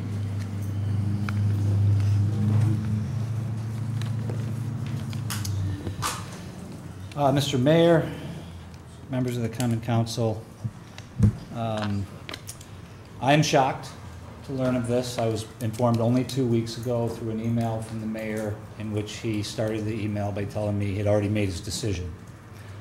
I attempted to speak with him. I was rebuffed. The mayor has directed us in no uncertain terms that we are not to initiate conversation with the Common Council without his permission. The mayor and the Common Council have prided themselves on a commitment to open, transparent government, collaboration, and working together to address our fiscal challenges. This process has to date most definitely not reflected any of those core values. Now I stand before you with a timer, and as you contemplate whether you will take an institution that has been the core backbone of the city of Plattsburgh for the better part of a century, and you're going to allow me less than 5 minutes to try to explain whether or not that's a good idea. There's an awful lot of questions that need to be asked, I believe, if an informed decision is to be made. I believe that given the proper information, every person in this room and every reasonable person will immediately abandon this notion. This notion is driven almost entirely by lack of knowledge. I applaud the mayor's resume and fiscal financial expertise far beyond my capabilities, and I think he brings a certain potential that can certainly create a terrific asset to the community. However, this proposal does not survive the sanity test. I encourage the mayor to get up from behind his desk, put the spreadsheet down, and come and introduce himself to his department heads. Learn about the projects that we are working on. Can you answer me a few questions about what projects we are working on? Can you name them? Can you tell me how many? Can you tell me the dollar value? Can you tell me the issues that we've encountered and are currently facing? An engineering department does not cost a city money. It saves a city money. And I mean that quite literally. Engineering and planning department is a department that both saves money and reduces costs. The 5-year plan that this council approved has $73 million worth of work in the next 5 years. Can I see the plan for executing that work? A senior planner is going to do that? No disrespect, that's laughable. What happens is you end up spending orders of magnitude more on consultant work. That consultant work goes largely unsupervised. Quality's unchecked. The work product is under scrutinized. They charge you for work you didn't need. They don't care about the city like I care about the city. Yeah, you know what? I have a job here, and I love this city. Would I like to stay? Yes, I would. I can tell you something about my 15 years here in all earnesty. Every decision I have made, and I make a lot of them every single day, every decision I have made, I have asked myself one question, and one question only. That is, what is in the best interest of the city? And as I stand before you tonight, I'm not talking for my own interests. I'm asking myself that one same question. And I can tell you with certainty that abolishing the engineering department is absolutely not in the best interest of the city, and I guarantee if you do it, you will regret it. Basically, what this proposed resolution says is, let's have one person do the work of 4 because that'll save money. Furthermore, it needs to be understood that the engineering department contributes or uses $80,000 from the general fund, because most of my money comes from, most of my department comes from water pollution control plant, water and sewer funds. And if you would, Mr. Mayor, perhaps indulge me for maybe 1 to 2 extra minutes. I know, because I know my time is running very short. Thank you, sir. The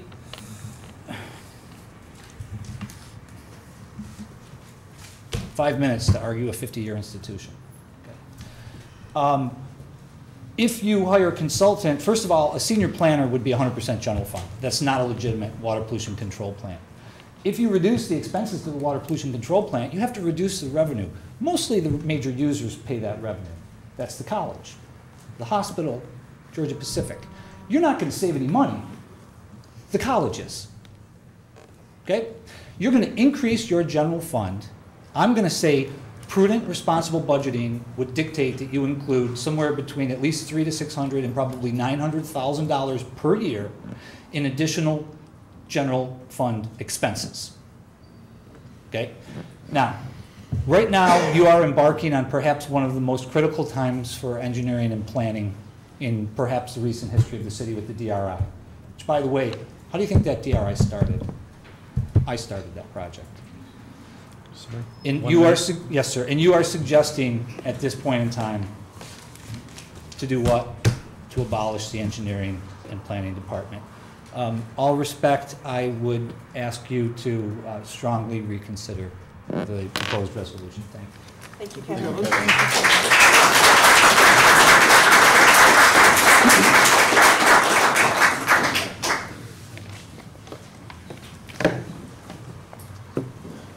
Evening, John Ruff, Environmental Manager for the City of Plattsburgh. Most of my duties are managing the city's water and wastewater treatment systems. I take those responsibilities very seriously. I think we've done a really good job over the years, and we would not have been able to do such a good job without the support that we've gotten from the engineering department and from the IT department. We all know we got a budget problem. We got to solve it. I think we got a lot of common ground there. How we solve it is another question, but we've got some serious work to do. And somebody mentioned earlier that we've moved into defining moments. I think we're all there, and we need to proceed deliberately, carefully, and prudently. Before I make my points, I would like to acknowledge that the mayor has clearly put his heart and soul into this financial problem that we've got. He's come up with a budget much earlier in the process than normal. That provides us a huge advantage over what we've had in the past. So, Mayor, I'd like to acknowledge that and thank you for it. That being said, I am concerned about the proposals that I see. First and foremost, the rapidity at which they're being proposed and the lack of involvement and discussion by those whose operation it tends to affect. But also, it doesn't seem like the public's been included in this at all. Abolishing IT and engineering really has a significant potential to hurt the backbone of our community, which is the water and sewer service that we provide. It's hard to quantify or really say what those potential impacts are because I haven't seen the details of how we're going to replace the services that we've been getting from these two departments. If it's a financial thing, I think there's some other ways to go about doing this. But the perspective I really want to provide is that it seems that these decisions or these proposals should occur in the context and the transparency of the charter's prescribed budget process. Mayor's done us all a favor in getting us a budget early. Now the council and the public and the rest of us need to play our role in evaluating the pros, the cons, and the benefits, and making sure that the proposals will actually give us the solutions that we're looking for. And from my perspective on the water and sewer side, I've got concerns about some of the potential unintended consequences and whether the financial savings we're looking for are going to be there and how they're going to be there. Then, ultimately the council's got to adopt a budget that takes into account and considers all the factors that you've been elected to consider, including what the public has to say. For those of you that haven't heard, there was a really lively and productive Citizens Financial Advisory Committee meeting Tuesday night. Gave me a lot of hope during a time where we've all been looking for hope and looking for some good news, and I was really enthused about everybody's interest in the wide variety of perspectives that were provided at that meeting.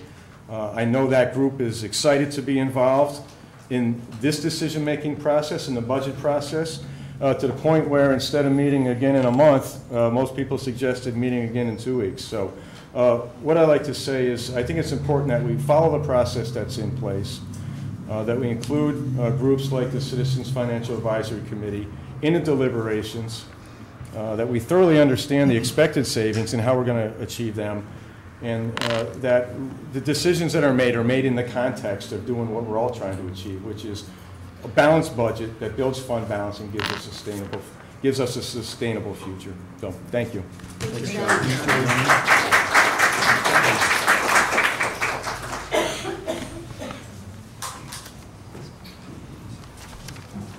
Good afternoon. I'm Steve Peters. I'm the Superintendent of Recreation for the City of Plattsburgh. One of the perspectives that I felt has been, it's been alluded to here in this room, but missing certainly from the process up to this point, has been the value of what, not just these departments on the block, but all the departments in the city, what they all bring to the city. I want to make sure that perspective's out there. We are the 40th ranked city in terms of tax rate as of 2015 in New York State. City, not municipality, city. So when you compare apples to apples, that's where we stand, in that vicinity. There are 39 other cities above us, and that's okay. But I think the numbers are really important. What we bring as a department, as a recreation department, I think has been that quality of life. That's our goal. Those of you that have known me for a long time have known that that's what I've always tried to do. Our department's open 15 hours a day, 7 days a week, 361 days a year. We've got 5 different venues, 10 different parks that we operate, 4 major parks, 700 baseball games that kids and adults play in, 700 soccer games that kids and adults play in.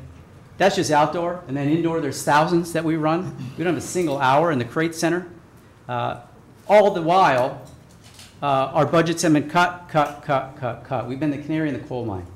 So people wonder why the beach isn't up to the quality they expect. It's because it's been cut. You can only spend as much as we've got. And that's been really difficult for me, somebody that strives for excellence, somebody that strives to make this place a very successful, world-class location. Make no mistake, we haven't.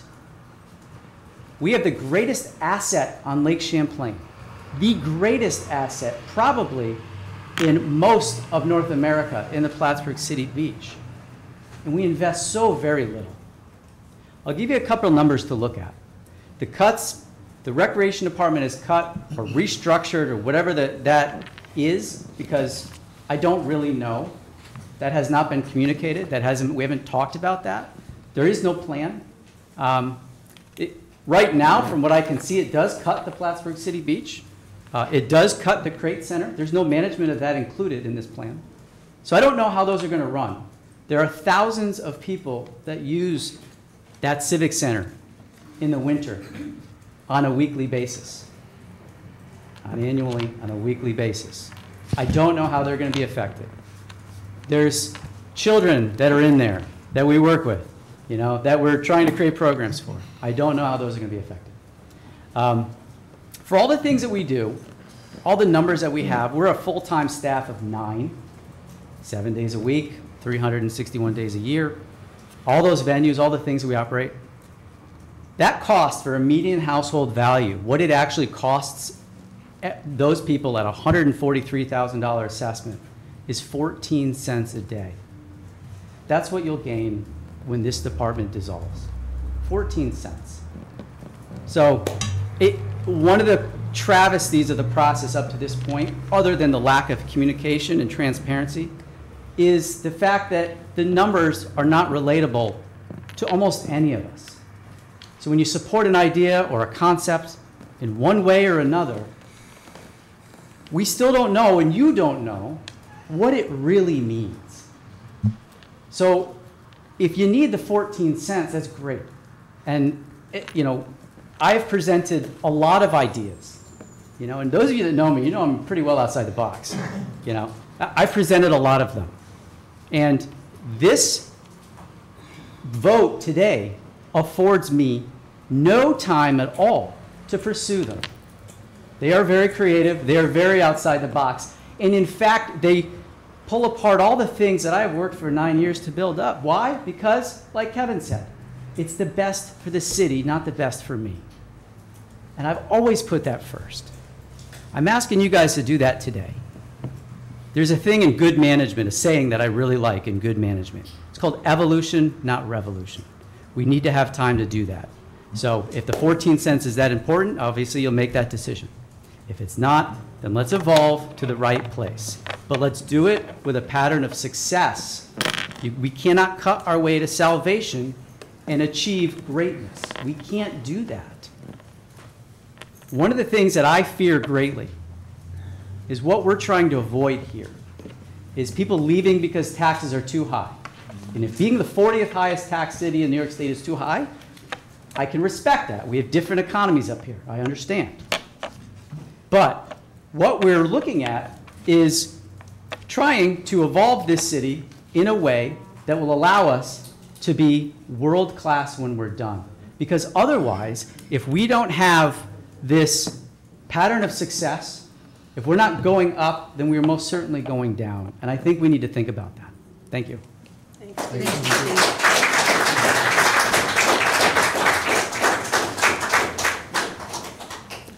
Are there any other individual like to please come up and talk?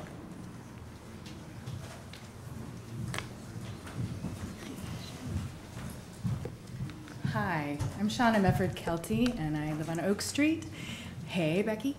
And I run a business in town. I teach at the college, and I'm a transplant to the North Country. And this place has grown on me like an awesome fungus.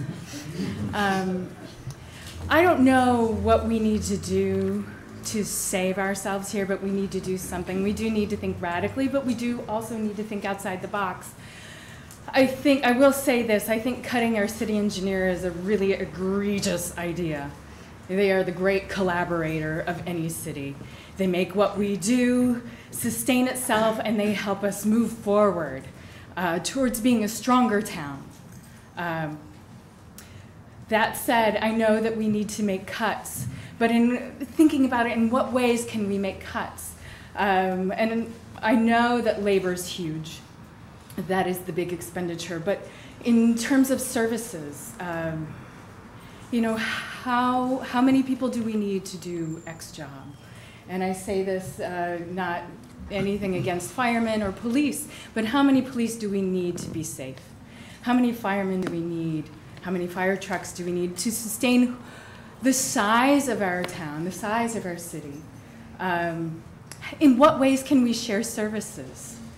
How can we collaborate in smart and creative ways?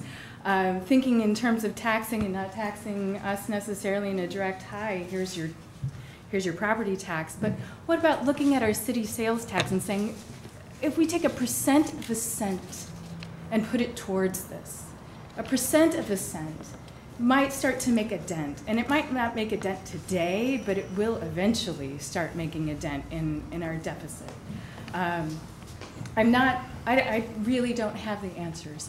And I really don't envy any of you in the position that you're in. But I would urge you to think in, outside the box and really think about what do we absolutely need to sustain ourselves as a city. Thank you. Thank you.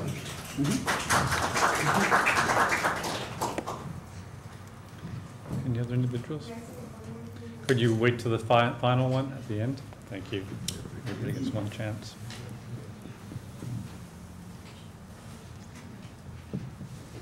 Seeing none, could we continue then?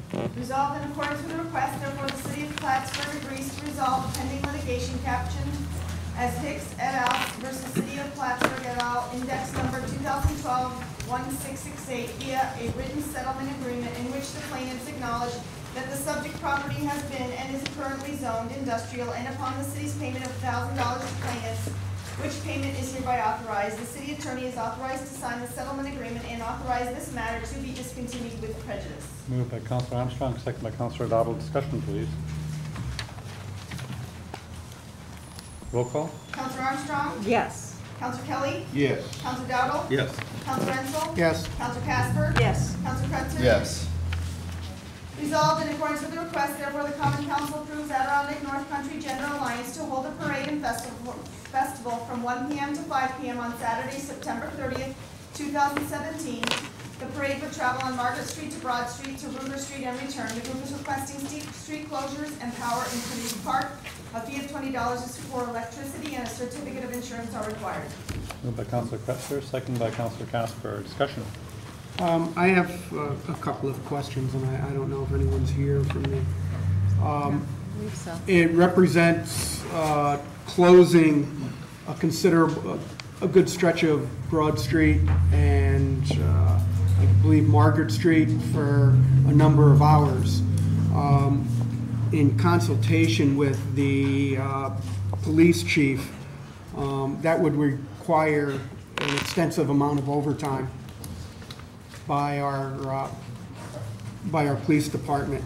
I'm wondering, and I see on your application, I'm wondering if you may be able to possibly, instead of utilizing and closing down Broad Street and parts of Margaret, if you might be able to utilize just the sidewalks.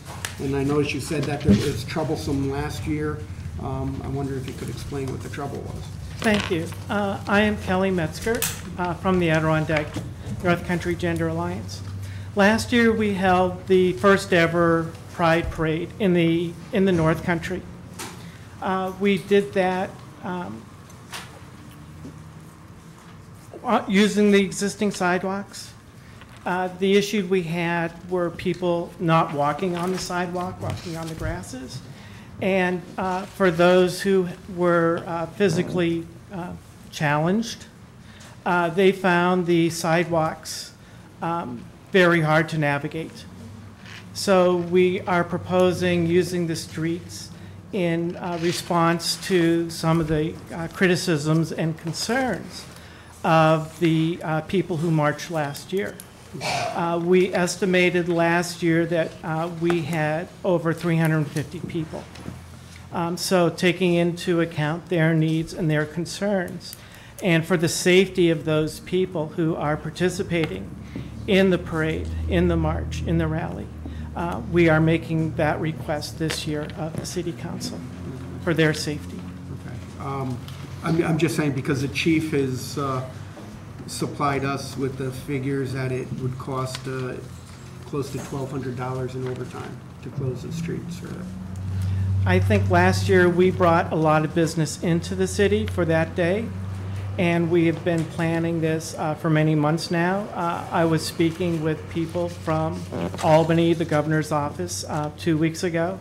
So if we can make this bigger and better each year, I think we will be bringing revenue into the city. Okay, thank you. Can I ask, what do you think the time frame will be of the walk? It says it's not 1 to 5, is that correct? No, the whole event, we are looking at 1 to 5. What we are planning, possibly the walking would commence at 1:30 or 1:45. However long it takes for participants. And again, I can't give you a number of how many people are participating. But for that amount of people to walk up to SUNY Plattsburgh, that's where we'll have speakers up there. SUNY has been a community partner with us in this. We will have events at SUNY and then walk back. So it depends on how long it takes people to actually walk. So we don't see the roads closed the entire time. It's just the time while people are walking. So the thought is to close during the walk, reopen while you're there. Yes. Is there any thoughts that you could walk one way and then when you leave, disperse, give recommendations of another walking route back to Trinity? So it would only be a one-way walk? We still have to get those people safely back to Trinity Park. Right, but if they were encouraged maybe to disperse and use the variety of city sidewalks back downtown, just give them some direction. You can't assign a sidewalk, I understand. Like A through L has to use this sidewalk, but could you just make it a one-way walk so then the streets could open and stay open, and then present a speaker encouraging others to safely use pedestrian walkways to return? Well, again, the issue was the quality of the sidewalks, and that is what we heard a lot last year was marchers did not feel that they were safe for people who were physically challenged. So we are trying to provide a safe path for them to enjoy the day, enjoy the walk, and we are looking for their safety. If that's what it comes down to, a yes or a no, I mean, we can look at options, but this is what we are proposing now. Yeah. So we're trying to see what's best for all the people who are involved. Since the issue is paying for this, and we're all concerned about that. I understand that. Could we agree perhaps that you will find a way to do this for half of the price that's listed here on this? Would that be acceptable, if it could be done?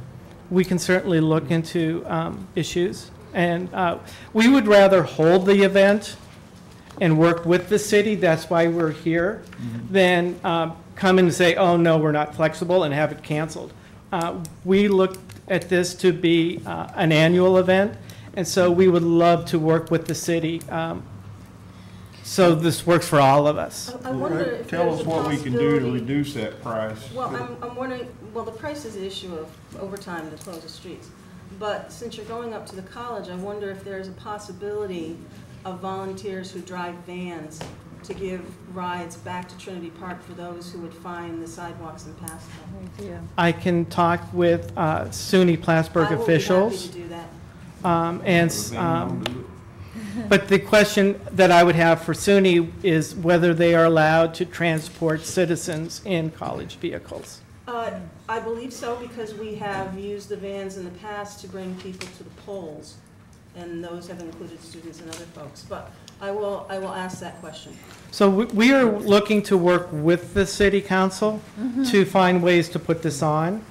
So if we have to think of other ideas, I understand the financial concern. I also wanted to suggest, you mentioned that you were working with the college. Yes. In organizing this event. I'm wondering if the college would be willing to contribute to some of the costs, either in, using manpower from the city police to aid in that area that's closer to campus. I know last year University Police. That's what I meant. Yes. University Police. I know University Police were part of the patrols. And so the only thing I can do is go talk to SUNY Plattsburgh. Right. Well, it would mean a coordination, a policing effort, I think, that would, then balance out somehow, yet to be determined, a way to share that responsibility. And I know we did that last year. Yeah. So, maybe the better idea would be to table this and look for more coordination and planning. I don't know. Does that seem reasonable? Or if I could also propose, Kelly, most of the participants who come to the park will probably arrive by vehicle and use the city parking lot with hopes that, or just park wherever if parking's available. True. Yes. Is there a way that, and is the march right from the beginning, or is it midway of the day, or how is it? I would say we look to start around 1 o'clock. Okay. If we hold something similar to what we did last year, which is what we're trying to do. I believe the march, the walk started around 1:35. Was that mostly organization of the? It gave time for people to come. Okay. We had a series of speakers. Mayor Reed was one of our speakers last year. Mayor Cauldron was one of our speakers last year. So there's about half hour, 40 minutes of speakers, and then we do our. So it'd be maybe 1:45. We would start marching. If there was just something to consider, perhaps start the day of the march at the college. It would afford ample parking in a centralized location. Because if whoever arrives here, it's just haphazard where you get to park. And then those few, it sounds, who would have difficulty returning to their vehicles up there at the end of the day, provide some type of transportation rather than here to there, there to here. Just some thought. I can go back to our planning. Okay, thanks. But would still closing the street? Yes, it would be a one-way closure because, yes. But contractually, we have to do 4 hours of overtime per following, so it would still require the 4 hours of overtime. Not if we could coordinate with University Police to reduce the number of men, the amount of time. I mean, is there somebody on the council who would be willing to be the liaison to work with Kelly to work out a different set of details? I would be happy to. Okay. That'd be fine. I can give you, or I will give you my card. Yes. And then we can work on this. Absolutely. The interesting thing is this is our second year doing it, and we've at least risen to the point of coming in front of the council. Yeah, great. So I will give you a, we'll work it out. Can I give you a card now? Absolutely. Thank you. Thank you. You're And welcome. we will work on things and come back. All right. Thank you. Thank you. Forward to Thank it. you. Oh, so I would like to move to table the resolution. Move by Councilor Armstrong, second by Councilor Pletzer. Any discussion at the table? Roll call. I guess just all in favor is fine for a table. All in favor? Aye. Opposed? Resolved in accordance with the request, therefore, the Common Council approves SUNY Plattsburgh Club Caribbean to hold a street jam carnival on September 2nd, 2017, from 2 p.m. to 6 p.m., blocking off a section of River Street from Memorial Hall to Hood Hall. Insurance proof is required. SUNY Police assist the group with the entire event. Moved by Councilor Dowdle, second by Councilor Kretzer. Discussion?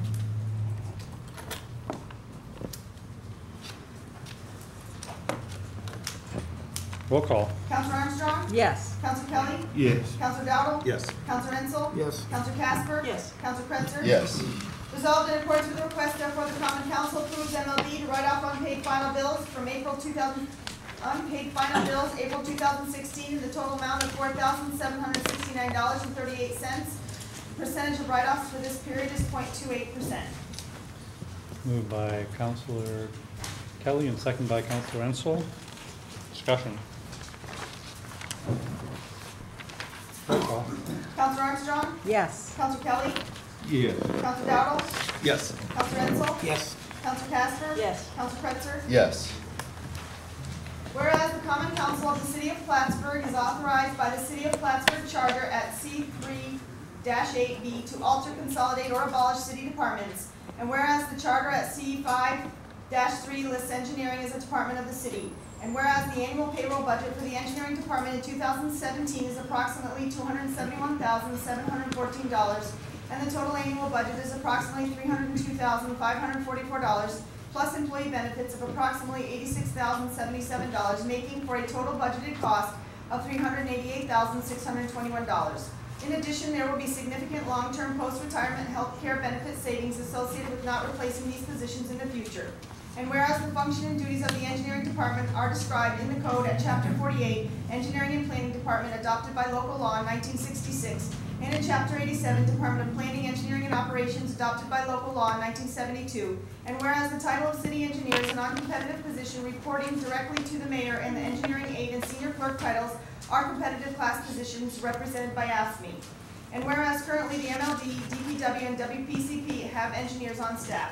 Now therefore, the Common Council of the City of Plattsburgh does hereby resolve that the engineering department of the City of Plattsburgh is abolished effective December 31st, 2017, and it is further resolved that the Common Council acknowledges that the mayor will request a certified eligible list for the position of senior planner forthwith to be located within the Office of Community Development, and it's further resolved that the MLD, DPW, and WPCP departments shall continue to provide the respective engineering functions pertaining to their department and such other engineering functions as directed by the mayor.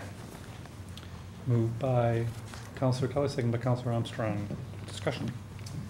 I have, I think similar questions as do a lot of the residents who have spoken tonight, and that's just in regard, I guess, to process and also to a plan. I received this just a few days ago, as did I think the rest of you. I saw it the first time that all of you pretty much saw it, and I have yet to see what that plan is for engineering. So I guess hopefully now maybe you could give us a rundown of what your plan is financially in regard to the sick time buyout that we're going to have to pay, cost of the contracted services that we'll have to incur, and I'm sure you have the plan, so I'm looking forward to hearing it. Certainly, and the councilors that have actually regularly consulted and worked with me on this, I'm sure would be happy to jump in as well. Most of the similar jurisdictions as ours use a senior planner model. That individual is often an engineer, although they could also in some cases be an architect. They're experts in speccing and requests for proposals, but that obviously is not the only thing an engineer does. An engineering office or a senior planner office, as is in the county under Rodney Brown, or is in town with Trevor Cole, will also help coordinate a lot of the functions and corral a lot of the talent, both in planning, in engineering, in grant writing, all across the city. The resolution notes that there's actually a number of engineers that could probably use different avenues to collaborate and work together.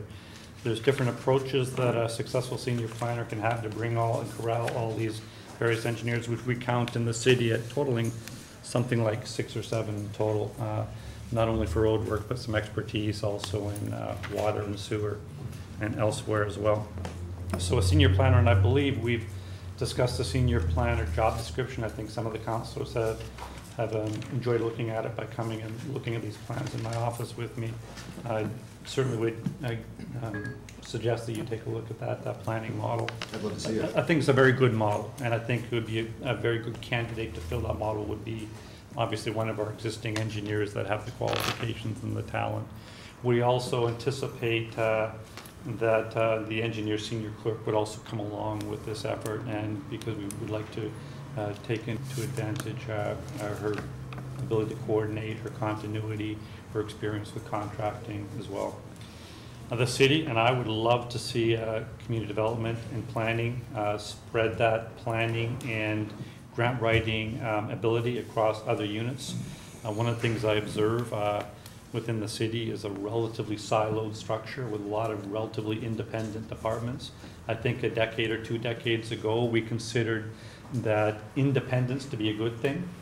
I don't believe that I would concur anymore. I think when we start to look at reinventing ourselves, the way we do it is by developing economies of scale. To develop economies of scale, we do it through greater collaboration. That requires us to break down the silos and not have so many departments. Many of you who consulted with me saw the survey from New York Council of Mayors that listed the types of departments and similar institutions up to 240% of our size, up to the size of about Binghamton. Most of those departments, or most of those cities, don't have nearly the same number of departments, nor hence the same number of silos as we do. As a matter of fact, we have more departments than any other institution of 32 municipalities on that list, 13 separate departments at least in this survey. The next highest was 12. The average is 6.5, and others. We have twice as many of these silos I'm discussing as other departments. In the or as other cities. In this, the data-driven approach we looked at that survey data. We tried to identify those areas where we had departments where it was very unlikely that another similar municipality would. So we thought those would be the areas for consolidation across departments. Now, a lot of the discussion tonight has focused on the presumption that at the same time we're getting rid of services. No, we aren't. For instance, we're not reducing recreational services in any way whatsoever.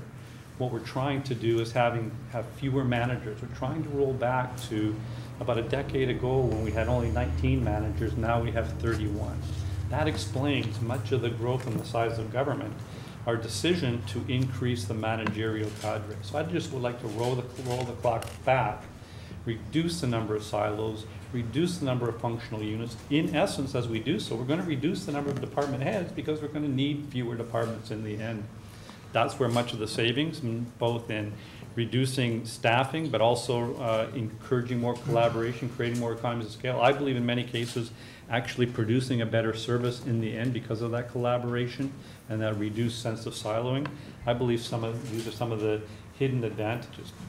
The other thing I need to note is first of all, when we reduce the size of the number of people on our payroll, a hidden cost here that aren't captured in the numbers because we as a municipality aren't allowed to fund in advance for OPEB, other post-employment benefits, which for us primarily is the cost of retirees' health care.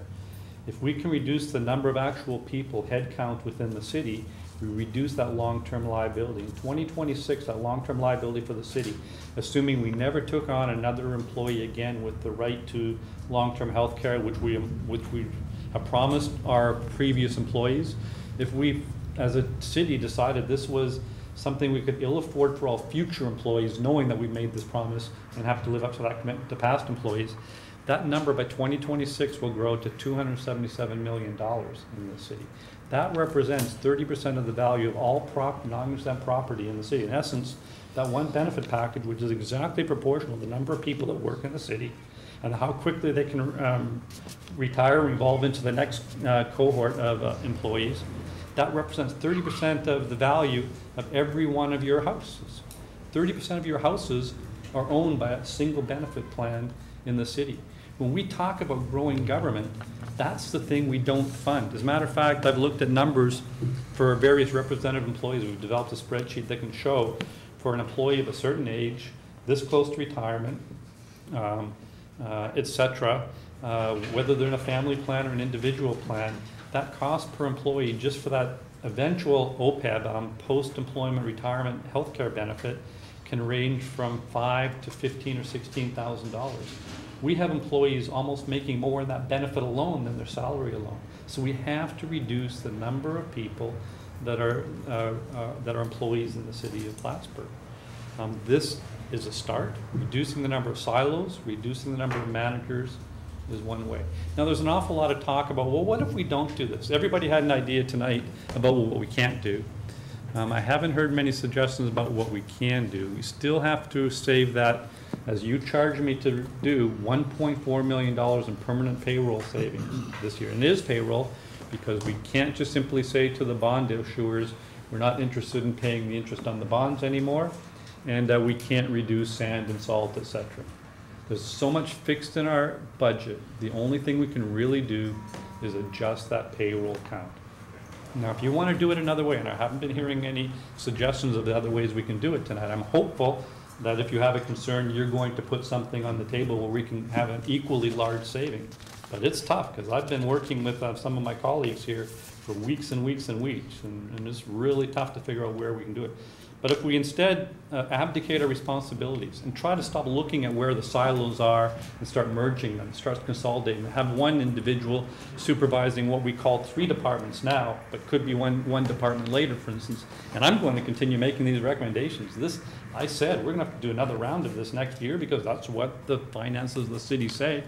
We're going to have to do this again. And I'm going to continue to look at this. I'm looking at the things that are easy now. If you think these things are hard, let's start imagining what the next round is. I believe, and I fear the next round is saying, we're going to give up. We really can't do this. We like the 13 or 15 silos in the city, and we don't want to sacrifice any of them. Okay, let's not touch those.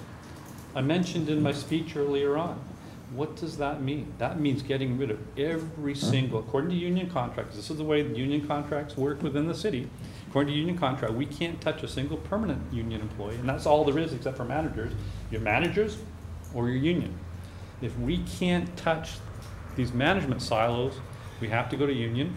If we go to union, we have to start off with every single part-time and seasonal employee. So people were talking about their pickleball. That pickleball's gone.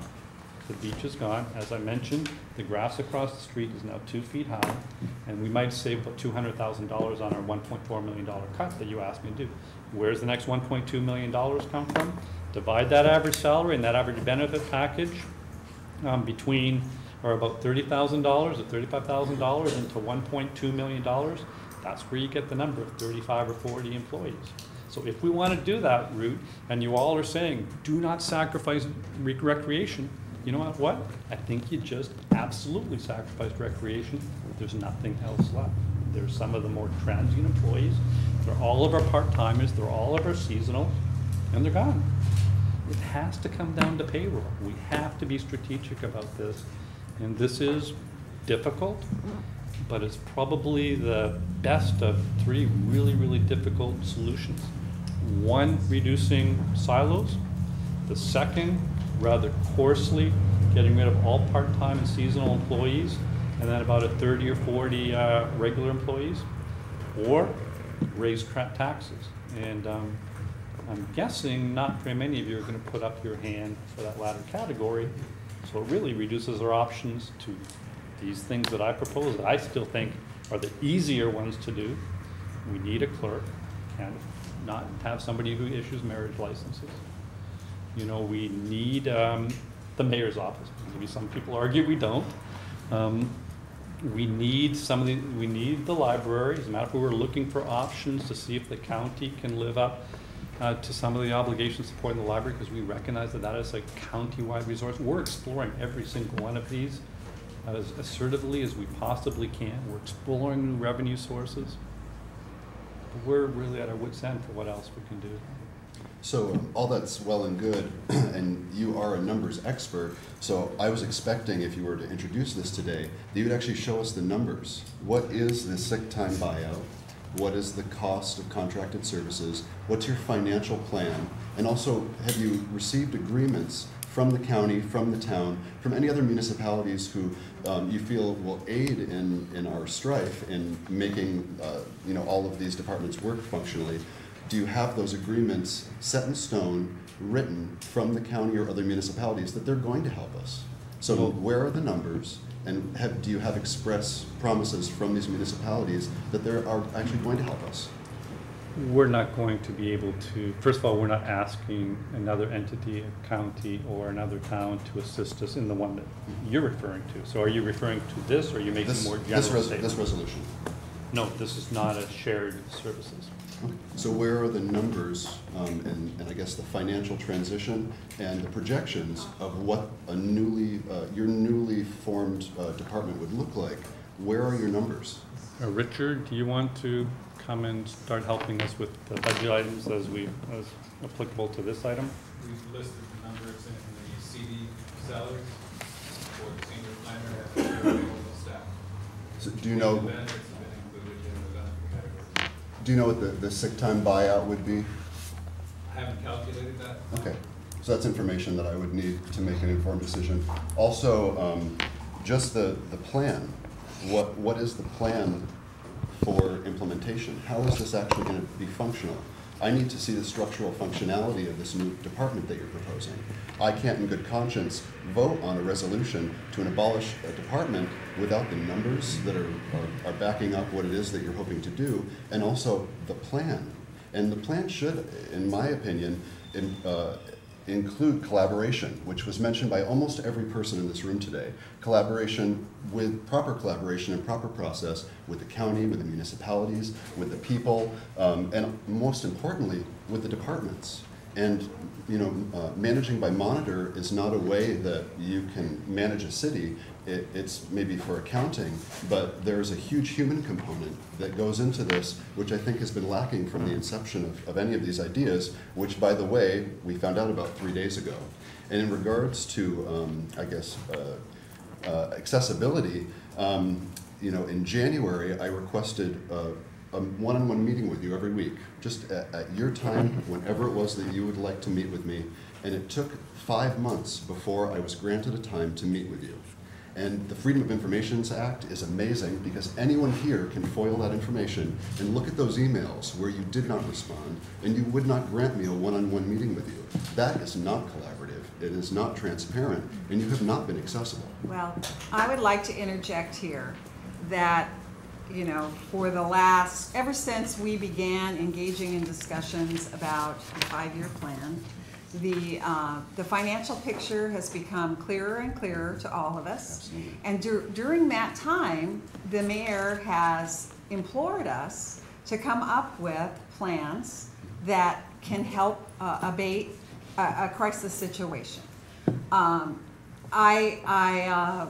know that just very recently he mentioned several departments at the behest of I think it was Councilor Dowdle at first, and then later on he mentioned that engineering was among the departments he was considering reorganizing, whatever. And there was an expressed plea that councilors come and discuss the matters with the mayor. As far as I know Peter Insel has come to speak to the mayor. I've come to speak to the mayor. Mike Works. I know Dale has. I also speak to the mayor frequently. Yes. So I think the invitation has been there to explore these ideas. Pose the kinds of challenges that you are posing tonight. But I don't. You say you met with the mayor within the last week or two? Not within the last week or two, unfortunately. Right. So I think these are the weeks during which the most critical aspects of formulating a plan have been, that's the time frame for this. I'd like actually, if you wouldn't mind, Dale, I'd like to speak to that because, in my first 2 years in our first term, I think, and probably Beth can attest to this, I think I showed up in Mayor Callahan's office maybe once or twice. And that was because I believe that the majority of council business should be conducted in public. And the only time I started meeting regularly with him was when I was Mayor Pro Tem, just to be caught up on issues. And particularly with such issues of importance, and especially after we got put through the ringer when Robert Friedman came here 2 years ago, about what it means to adhere to the sunshine laws and to have transparency, I don't believe having set office hours where councilors show up 2 by 2 to go in and have one-on-one conversations is actually effective for transparency for the public. No. And it also, there's something else about that too. When you have a work session with the entire council present, then we feed off of each other. We ask each other questions, and then somebody might say, well, what about this? What about this? If you're working one-on-one or two-on-one, you don't have the benefit of that kind of robust discussion. I absolutely agree. So I think that the transparency issue, and I would also like to know that if there is documentation, then that can be sent through email. Mm-hmm. We can get if the analyses are been done, and I trust they've been done, then I assume there's a paper trail. Well- And that too is a matter of transparency, that the public could access that paper trail and see the nature of the discussions and see what's going on. You know, but I don't think that anything has prohibited the request for a meeting about this over the last month or two, or however long it's been. And so, you know, if you're saying that we haven't had the chance to discuss this on the council floor, I would ask, what questions do you have now that you might have asked, you know, as these ideas were surfacing? Oh, well, my goodness, since I found out 48 hours ago, actually less, because he mentioned engineering last week. I don't recall Yes. being said that engineering was going to be closed, but okay, I'll take your word for it that he said abolishing engineering. I don't recall that, but okay. But in fact, the robustness of these resolutions was not made clear to me until I opened up that document 36 hours ago. And so I have to echo this.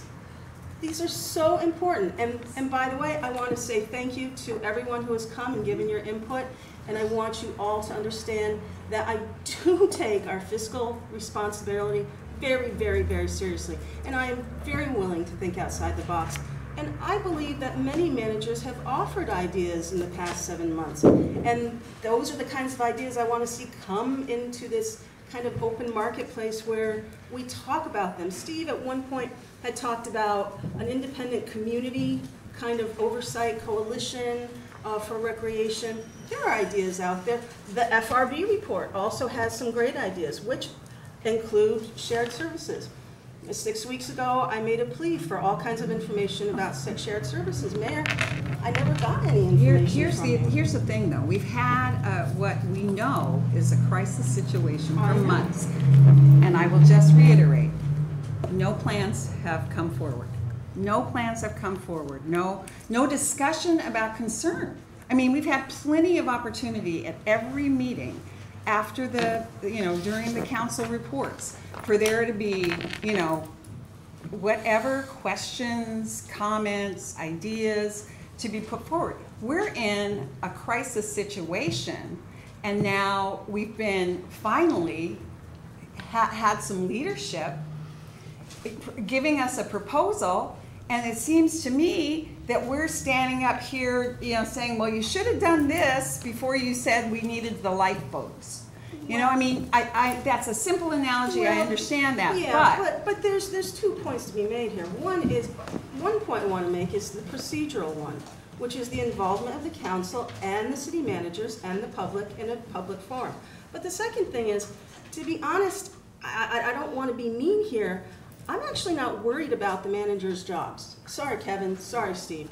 I'm not worried. I would be okay about you guys losing your jobs if it was effective for the city and if that would be good for the future of the city. I'm willing to make that hard decision.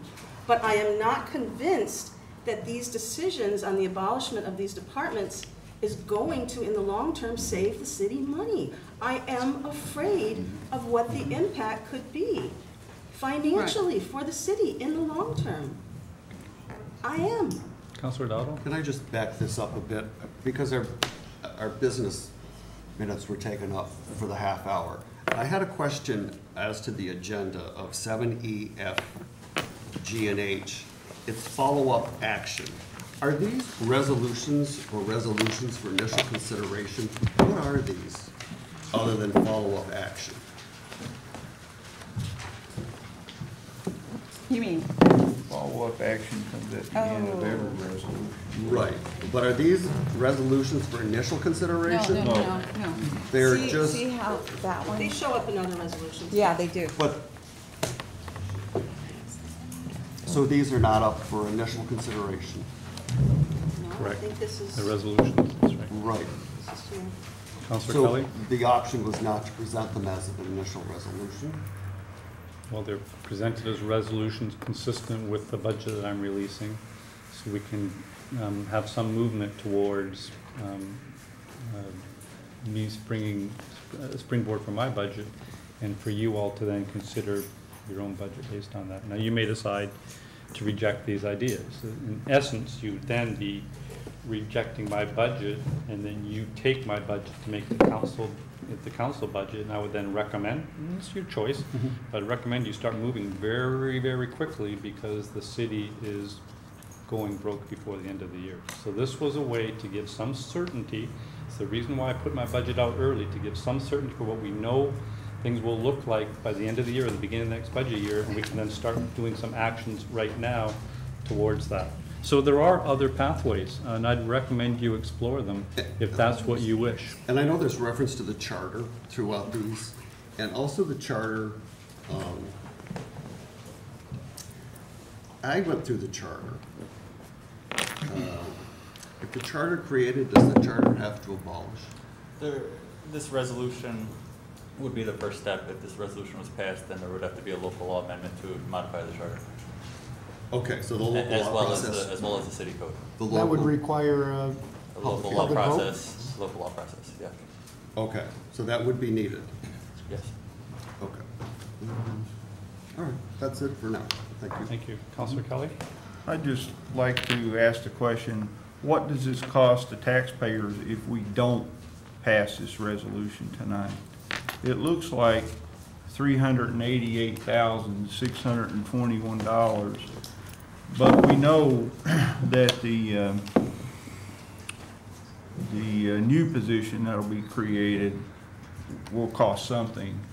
So is it 388,000 minus whatever that position costs? Correct.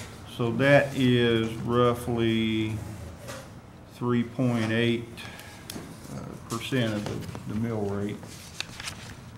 So when we're looking at a possible 20 to 30% tax increase in 2018, I think this is an excellent place to start.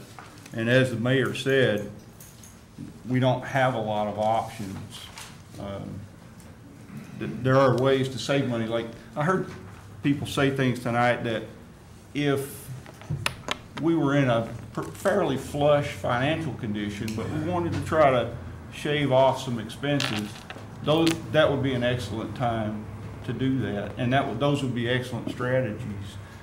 But we're not in that situation. We're in a crisis, as everyone knows, and these are the kinds of things we must do. I availed myself of the mayor's offer to come see him. I went to see him often.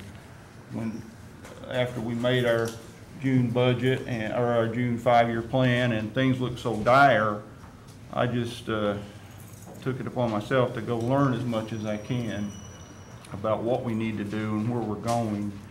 And the thing that put me over the top with this, again, and the mayor alluded to it, is on the NICOM website, you can go see this for yourself. 10 out of 32 municipalities in our size range have an engineering department. That means that 22 do not. And yet those cities manage their engineering functions. So given that piece of information, I am confident we can do that too without a formal engineering department. If 22 other cities in the state can do it, I'm pretty sure we can too. But you're willing to do it now without a plan? I believe the mayor has shared a plan with us that's solid enough for me to believe in it. I just want to tell you something, Josh. I've been laid off from a job myself 2 times in my career, and neither of those times did I get to have any input into it. They called me into a room, and 5 minutes later I was without a job. But I'll have to say, I hated that at the time. But I have to say 2 things about that. One, in both of those cases, it ended up being better for me. And 2, it ended up being better for the organization that got rid of me because I was not a good fit. So this is not the end of the world, okay? This is going to be okay. It's going to be okay for the city, and it's going to be okay for the people, unfortunately, who are losing their jobs. And I am really, really sorry that it had to happen this way. I really am. The right way to do this is what happened to me 2 times. Come into the room, you no longer have a job. But us being a city and the public being involved and everything out in the open, unfortunately, it has to take place this way. But this isn't firing people, this is abolishing departments. That's different. It's the same, it's really the same, Becky. I know you can split hairs all you want, but reorganization is reorganization. And I've been a victim of reorganization as well. And I'm not saying that my example was identical to this one, but I am saying this, that if we can save the taxpayers $300,000 by this action, then that's what we need to do, and we need to do it now. Each week that we do not do this, the amount rolls up. Back in June, we said it would cost $35,000 a week if we didn't make these cuts. We are now in almost August, and I don't know what that figure is, but I guarantee you it's higher than $35,000 a week. It's probably $50,000 a week by this point. Our inaction makes that problem worse, and more cuts will have to be found. Could I clarify something? Within the charter, given our financial exigency, actually this would apply any time, but certainly it's a time when I have to take very seriously. The mayor does have the right and privilege to make the cuts I feel necessary to enable the budget to function. That's within the charter. I mean, I could be doing this just because it needs to be done. I'm still trying to engage you all in a discussion on how we reorganize the services we deliver. And so I think that's a productive discussion. I'm willing to make those decisions without you, but I really want to make them with you. Josh, I want you to come to my office and talk about them with all counselors. I'd like you to come to my office and discuss these things with me. Mayor, I would love to discuss it in open work session. Amen. Okay, Dale has These had are his far hand up for a long time. These are, first of all, far too complicated to make in this sort of a forum. In your job, for instance, the department head that may be affected and be laid off come and testify to the board of directors of your company in a public session? You are leaders representing taxpayers. Absolutely. We recognize that the vehicle for delivering these services is through the people the taxpayers hire on the taxpayers' behalf. This isn't about, and I love the department heads, but it's not about the department heads. It's about whether the city is going to survive. I need your help. I used the analogy with you, Josh, about a month ago. I think we remember that. We can all watch the YouTube of it. It's getting a lot of hits. When you discussed with me my management style, and I told you we're in a crisis, and the analogy was, I said that we're flying in a stormy weather, and one engine is out, and 2 engines are out, and 3 engines out, and we're trying to make it back to the airport on 1 engine, and instead of you sitting behind me with the user manual telling me which thing to do at the control yoke, you're trying to strangle me. I need you to learn to collaborate. I need you to come to meetings. I need you to look at the plans. I need you to be part of the solution and just stop throwing hand grenades. I think hand grenades would not, well, I'm just responding, and Yeah. he was directly speaking to me. No hand grenades, it's just a matter of, if you're claiming that you have a plan to save the city money, then where are your numbers? We have the numbers. Please come and have that discussion. There is no reference to any contracted service projections. There's no reference to any, like I mentioned, sick time buyout. There's no reference to a financial numbers plan, and also commitments from other municipalities on how we're going to make engineering work. This is never conceived as a shared service between municipalities. Councilor Ansel and then Councilor Dowdle. Dale was first. Sorry, Dale. I too have the city salary survey on who's got what. And I always have a hard time when you compare yourself to others. when we first came on the council, we heard the Burlington word constantly. I haven't heard Burlington in about a year and a half, so I don't know if it's, must still be over there, but I haven't heard let's make Plattsburgh Burlington. So it's always difficult. Yes, you have to compare, you have to have the data and be driven by that. I do see though, what is a chief information officer? What is that? Is that The IT person that director. runs the IT system. Okay. AKA CIO. All right, okay. And in our particular case, our engineer is paid through the general fund, the water and sewer fund. There's nowhere on here indicating what these cities, these 32 cities, pay in contracted services. I'd be interested in seeing that. Also, my understanding was that department heads were at one time asked to cut their budgets by 10%. Some of them don't have 10%, I don't think many do, but if they did cut it by 10%, it would be a personnel item. Correct. So I'm thinking if Steve Peters was asked to cut 10% of his budget, those items would be the part-time summer people, because that's the starting point. So if it was up to you, we'd have to do that. A support staff member, I don't know if Kevin, if that's where you'd have to go, is to personnel to get a 10% reduction. So we're already looking at reducing personnel with a 10% reduction request. Then you'd have to look at the litigation from the union. And I think the union should be part of this conversation as well. Because we heard tonight, maybe Kevin could bring somebody along and maybe not. We have been discussing with the union to clarify. And I'd like to hear the information from that. Because to ask for a 10% cut, I think at this point, we're looking at people. So if the department heads, were they resistant on that, or are they still formulating, or was there collaboration? Some department heads were very helpful. Some department heads didn't give me any information. And then I just have to look at previous years and try to extrapolate. Some department heads understand the seriousness of this and believe that they have to make cuts because they pay taxes too. And others believe that their programs are so essential and so rigid in their needs that we're going to have to look elsewhere. And not runs to- the whole gamut. I think you could have imagined that because it's and not to jump unusual. to the 2018 budget, but where does the payment for the retro fire arbitration, where does that come from? That's currently encumbered in 2017. Okay, so we don't have that to look at in 18, or do we? We suspect it's pretty likely it's payable in 2017. If it isn't paid in 2017 by, with some probability, I guess, then it'll be due in 2018, certainly. So that would turn around into that 18 budget? Correct.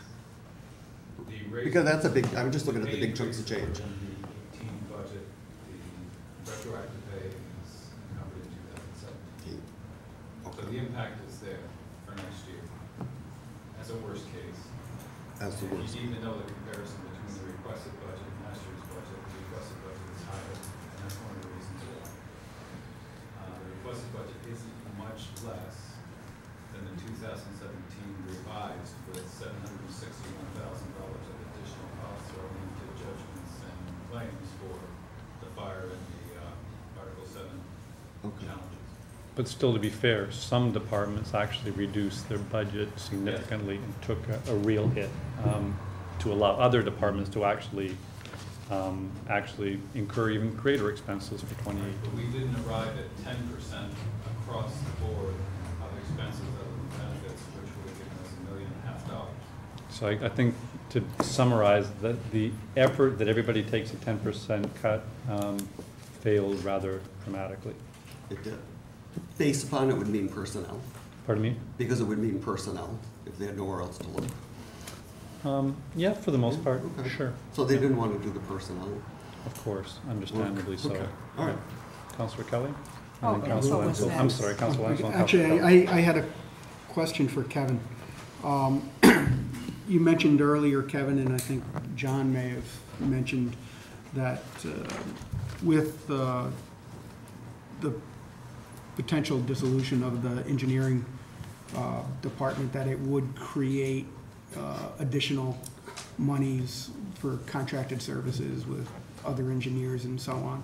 I mean, we do some of that currently, correct? Do we have any idea of what we pay now with contracted services? We do, yes, sir, we absolutely do. I think one thing that's important to note first off is you, as a counselor, are required by law that every public works project you authorize must be stamped by a professional engineer. That's unavoidable. The idea that we would use other engineers, there's no professional engineers in public works. Current engineers are pretty busy. The MLD engineers built the general fund at 206% of their hourly rate. Okay. So when you talk about salary, you pay a planner, let's say, I don't know, 80,000 plus pennies. That plan is to bring Jody. So now, before you even start, you're at $130,000 to the general fund. Right now, the general fund contribution from the engineering it was $83,000. I was able to produce a budget, the mayor asked for 10%, and out of appreciation for the fiscal concerns, I reduced it 13%, down to $78,000. So before you even start, because those would no longer be eligible WPCP or sewer fund bills. So before you start, you're increasing your general fund by 50,000 plus whatever MLD you use. To answer your question about contracted services, yes, we do it when it's cost effective. We do typically 2 to 3 road projects in-house per year, sometimes 4 for total reconstruction, plus anywhere from 4 to 6 mill and fills or resurfacing per year. We do that in-house, plus any variety of other things too numerous to mention. Main Road, for example, right now is we're outsourcing because of the hiring freeze, which has been a kind of transition year for me. It's been a little losing my 30-year guy. That one is costing us $125,000. We typically do 3 or 4 of those a year, plus a number of other things. So to answer the short answer, before you even get into anything besides simple road, bridges, water, sewer, parks, marina, you name it, you know, the buildings, facilities, the roof to the police station, on and on and on. If you want to do fiscal responsible budgeting, which I'm sure you do, then what you really need to do is identify, first of all, okay, 388 is the total savings spread out over funds. How much of that is general fund? $78,000. What's the increase to general fund? You're looking at 130 salary minimum. You're looking at a substantial increase in contracted services. And you're looking at the untold cost is how much if I'm doing my job well, I followed George Miller, 28 years. Unbelievable, excellent engineer. If I'm half the man he is, I'm saving that much money on every job, literally. And I could go into stories. Every job has its complications and hurdles. And trust me when I tell you, for us to save that in engineering, design, scoping, let alone construction, that's something we do on a daily basis. Weekly, we save that kind of money. And then there's the money that comes in, the federal highway fund. We have $6 million for South Catherine. Who's going to get that? Public Works going to work on that project? We got $2.7 million for Saranac River Trail Phase 1. We got $2.6 million for Phase 2. We ran out of money. We needed to take the bridge down. We got another grant, added $500,000. Very complex ship program.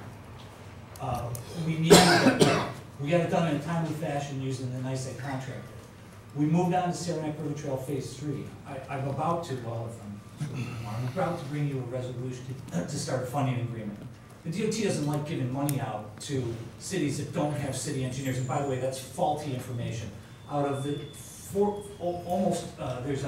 only 4 out of the top 50 cities don't have an engineer. 4 out of the top 50 cities don't have an engineer. The confusion is this. If you look for an engineering department, you don't always find it. Sometimes you find it. Take Ithaca, for example. The DPW commissioner is a professional engineer. Under his auspices, they have an engineering bureau. Under the engineering bureau, they have an engineer, they have an assistant engineer, both PEs. They have a design engineer, a second design engineer, a technician, a second technician, and an administrator. So if you looked at Ithaca and you say, well, they don't have a city engineer, technically you're right. But you know what? They've got an entire engineering bureau. Okay, so that's not factual information that cities don't. Cities do. Why do they? Because you're required by law. Every public works project must be stamped by a professional engineer. I stamp any number of projects every single year. I was almost going to wheel in a card of things to show you the things I've stamped. So you will pay for that at a rate of, I would estimate anywhere between $140 and $240 per hour. Now, if you take that number and you put that over a full-time person, Adam works 2,080 hours in a year. If he can do 2,080 hours of work in a year, that represents somewhere between $250,000 and $400,000 of contracted services that we save. Adam does not come out of the general fund. He comes out of the water sewer fund. If you do that contractually, that is generally no longer a legitimate water sewer expense, and that becomes general fund. So in order to do a responsible budget, what you would want to see is, okay, there is a savings, and I acknowledge there is a savings, but there is also incurred costs. And what you're seeing now is a projected savings, which is really a number that, respectfully, I'll say is more complicated than it appears on the surface. But what you're not seeing is what are the costs that we must anticipate incurring, and what those costs result in is a substantial increase to the taxpayers, and I'm quite certain it's not something we want. Thank you. I think we're talking about the engineering department. You've said that Ithaca doesn't have an engineering department. We're proposing to not have an engineering department.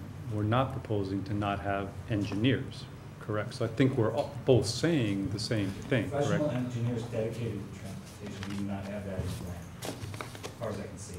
What plan? What plan exactly? Now, here's the thing for the council to consider, and that is if this is voted down, then we've added 3% to the tax rate for next year. And I don't think any of us have any idea how we're going to get that back. I don't. Well, I trust that the mayor's worked long and hard to come up with these solutions. And just keep that in mind as you vote tonight. But you know, Mike, what I want to say about that is that these are action items on a budget that we haven't even seen. And I appreciate the fact that we're going to get a budget early, and that's wonderful because it gives us time to actually review the budget and then see how, and then with a plan to see how the savings would happen, see how those tough decisions need to be made. Because normally we get the, so, you know, we get, what is it, October 8th, we get the budget, we spend 3 months on it. These are drastic measures, and I want to say again, I am not afraid of drastic measures. If anybody knew me, you would know. I will leap in faith, but I won't leap in faith on costs to the city, because I did make a promise in January to protect the city and uphold the Constitution of the state of New York. Take that very seriously. But I want to see the budget. I want to do what we do, and we do it very well. We sit and we just grind and we grind and we grind. And then we can say, all right, these are hard decisions. What you're doing here is you're giving the mayor the authority this year to take action in the 2017 budget. I know, regarding the 2018 budget. There are two parts to this. There's the fiduciary part, the financial part, which we're in charge of. And then there's the administrative part, which the mayor's in charge of. And by voting for this, we're giving him the authority, the financial authority, to do what he chooses to do administratively. Right. And that's what we're voting for. Or in some sense, you're giving me the authority. I've already got the authority. I don't want to make a decision. Decisions need to be made absolutely now because we're $400,000 in the hole. We may be in a position to have to furlough people if we don't get our act in gear. We need to make decisions sooner rather than later. Somebody said earlier, well, couldn't we just ponder this for a couple of months? And those of you who are listening in the bond discussion with the ratings agency today, they said, boy, this isn't an issue of a couple of months. This is an issue of days and weeks. We have to make decisions. I'm not going to, even though I could, I'm not going to do a major reorganization to try to save the city money, knowing that in 4 months' time, you're gonna say, why did you do that? And we're gonna just recreate these departments again. I'm trying to get some agreement on approximately which direction we're going to go, so I can start making decisions now. That's the whole purpose of this exercise. But I can make the decisions, I just wanna make the decisions carefully with your help. And we don't have time to talk about this too much longer because we are in a severe financial predicament. Well, now I'm confused because a couple of weeks ago, I asked the question, you don't need the council's permission to lay off I people. don't, right. And then, Dean, you said the council needs to, and when I look at the charter, it says that the powers of the city shall be vested in the common council. The council shall have, not limited to, the following powers and duties: to establish, alter, consolidate, or abolish city departments. Correct. So are you telling me that you alone, unilaterally, can abolish a city department? No, absolutely not. That's this whole exercise. Okay. But I can't abolish everybody in a department. That's my point. I don't want to abolish everybody in a department if you don't want the department abolished, because then we're just going to have to figure out how to put Humpty back together again. Yeah, again, I'll just say that you're either voting for a 3% tax increase to fund this, or you're voting for a 3% tax savings for the taxpayers. I was elected by the taxpayers. I represent them. They are the people that I have in my interest, and they are who I will represent tonight. But I am afraid that this is not a 3% savings, that in the future it's going to lead to a 5 You don't know that. But you don't know either. The mayor has promised us that he will deliver that. Okay, well, you know what? Here's the thing. Democratic government in this country is checks and balances. We don't operate on promises. I operate on evidence, and that's what I need. We don't expect. You won't have any evidence until after this is done. That's impossible. It can't be done. Now I feel like we're talking about the health care bill. Anyway. That's a good analogy. Well, I don't know what else to say. I mean, if you can't see the nose on your face that we're in serious financial condition, then I don't know what to do to help you get over the hurdle. There's no dispute of that, Mike. We all know that we're in serious trouble, but there has to be a plan. You have one in front of you, and we're asked to vote for it tonight, to support it tonight. You either do it or you don't. You're either for 3% savings for the taxpayers or you're against it. Take your pick. Take your pick. And also, just to echo, what Councilor Casper said, I also realize that we have to make very difficult decisions. I realize that there are going to be people who lose their job, but it has to be done in a collaborative and controlled way that is not... Are the taxpayers asking you to do it in a collaborative and controlled way? Yes. Are they asking with you all for the emails and phone this calls thing I'm called getting? process, which eludes me? All I know is they cough up a lot of money to pay the city, and they're tired of doing it. They don't want to do it anymore, and I don't blame them. I agree. And this is just the beginning. You were told that. And also, because I'm not afraid of losing people, I'm working on plans that will potentially save the city money, but I would never introduce a plan until I had every step thoughtfully calculated with facts and numbers, and that's what needs to happen. Where's your plan, Josh? Yeah, where's your plan? You're asking me my plan. We delivered a 5-year plan in June that we knew was in trouble. We knew the city was in trouble. But now it's been 2 months and we still don't have a plan, except for the one on paper here. And this is a plan, you're right. This is a darn good plan. This is not just a plan. It's going to save the taxpayers in total $980,776.23. And that's about 10% of the tax rate. 10% of that 30% increase that's looming. We got an opportunity tonight to knock out a third of it. And if we don't do that, we're stupid. We're stupid. Thank you. When the backup information is provided, and I have all the information that I need to make a decision, then I'll be able to make a decision. Yeah. You're not going to get that. Nobody really is there. I would appreciate some we should please order. Please. We're not using names. Wait your turn. Come up and speak to us. It is frustrating. And there's three more opportunities to be frustrated tonight. I mean, there's three other ways that we need to start moving in a certain direction so we can start booking some of these savings before the end of the year. At the end of the year, we're scheduled to have a minus $400,000 fund balance. We can't operate with that. We can't operate once that number gets to zero. We have to make decisions today and head in the right direction. I'm asking you to point me now in the right direction, so I just don't go willy-nilly and make decisions that are very costly for you to undo when you do the budget. And that's what this exercise is all about. This isn't doing things today. This is actually doing things in December 31st, so we have time to contemplate, but it gives me something to head towards immediately, or as a plan develops, as scenarios and opportunities present themselves, we can then seize upon them and move forward. But without you pointing to me precisely where I can go in a safe, navigable channel, I can't do what I need to do to make sure we don't end up at minus 400,000 or zero somewhere around November is more appropriate. And November is not very far away. We're pushing August now.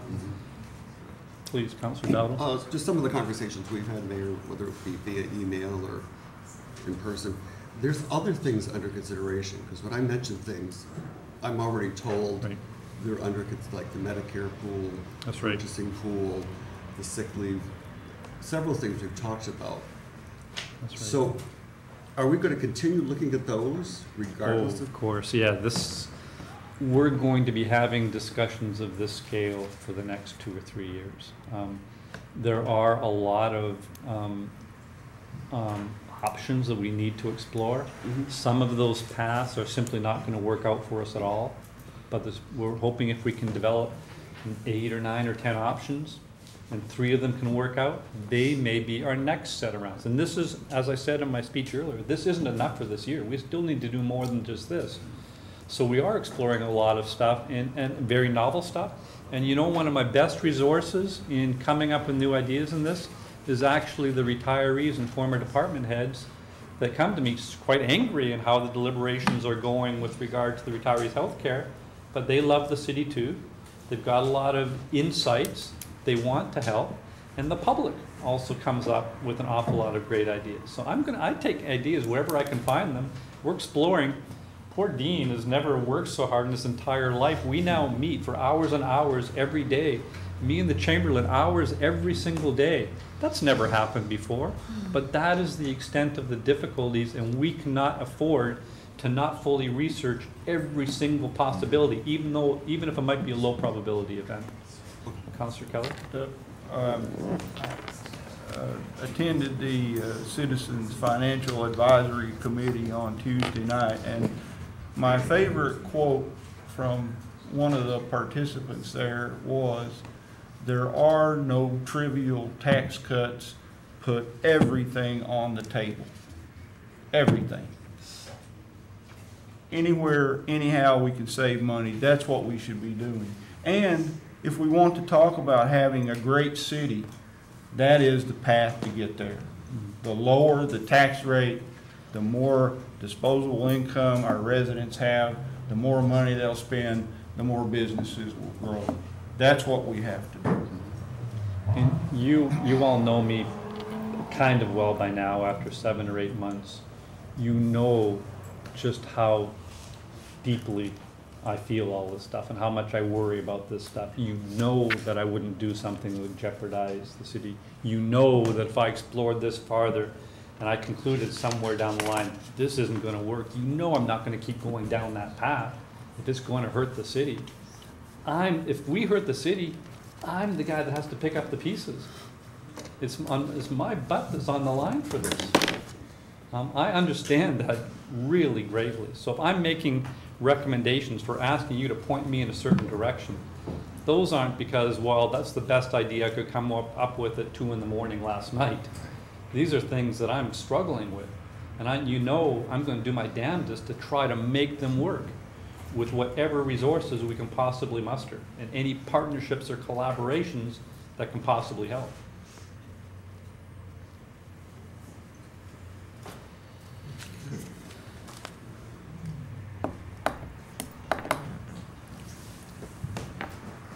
Any further discussion? Understanding the gravity of this, are you prepared to vote? Yes. Yes. Roll call. Counselor Armstrong? Yes. Counselor Kelly? Yes. Counselor Dowdle? No. Counselor Renzel? Yes. Counselor Casper? No. Counselor Kretzer? No. I break the tie with a yes.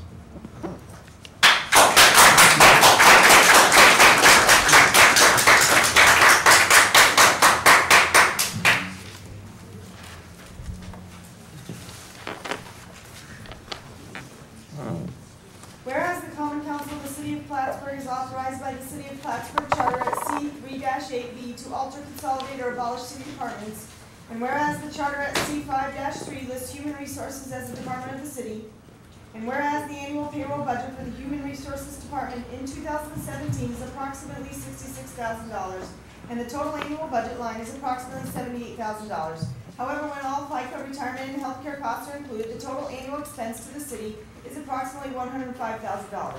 In addition, there will be significant long-term post-retirement healthcare benefit savings associated with not replacing these positions in the future. And whereas the function and duties of the HR department are not described in the charter or the code, and whereas the title of Human Resources Director is a non-competitive position and reports directly to the mayor. And whereas currently the City Chamberlain's office maintains certain personnel records and performs certain personnel-related duties. And now therefore, the Common Council of the City of Plattsburgh does hereby resolve that the Human Resources Department of the City of Plattsburgh is abolished effective December 31st, 2017. And it is further resolved that the City Chamberlain's office shall continue to provide the personnel functions it previously provided and such further personnel functions as directed by the mayor. Moved by Councillor Kelly, seconded by Councillor Dowdle. Discussion, please. Councillor Kretzer. I guess I have a question for Chamberlain Marks. Were you consulted regarding the process of how this would look in regards to your office? Yes. And are you, I guess, is your staff comfortable, and are you comfortable with taking on these additional duties? Yes. We're doing most of them now as it is with personnel change forms and communication with civil service. The lady who's doing our personnel filing and preparing those functions for personnel change forms has a degree in human resource management. She was a human resource officer at Harris Laboratories, Wyatt Laboratories. So she's got quite a bit of background, so functionally we're going to be able to handle most everything. Do you see any diminished capacity or any diminished services that would be offered? The only thing that, I see as a problem and continues to be a problem since I retired 10 years ago is we still don't have a employee handbook and a city policy manual. So we're going to have to get on that and see where the current HR manager is with those functions. It's something that's been important since I retired, but there's been no progress on it, so we're going to have to look at that. I think that's the only one that's going to cause us a problem. And wasn't there a time when human resources was actually shifted to your department anyway? I took it on when I was first hired, in addition to the financial functions, the budget function, the treasury function, the library, and the other functions I did. Fixing the toilets in the bathroom when they break. How long did you have to serve in that fashion? 5 or 6 years, maybe even more. So I still have a little bit of background with the HR and civil service functions from the city's operations. So I know it's an extra duty. I'm looking forward to it because of the extra work it's gonna mean, but we're gonna figure it out. Thank you. One, I should note to give comfort to employees and retirees who also avail themselves of the services of our excellent HR director.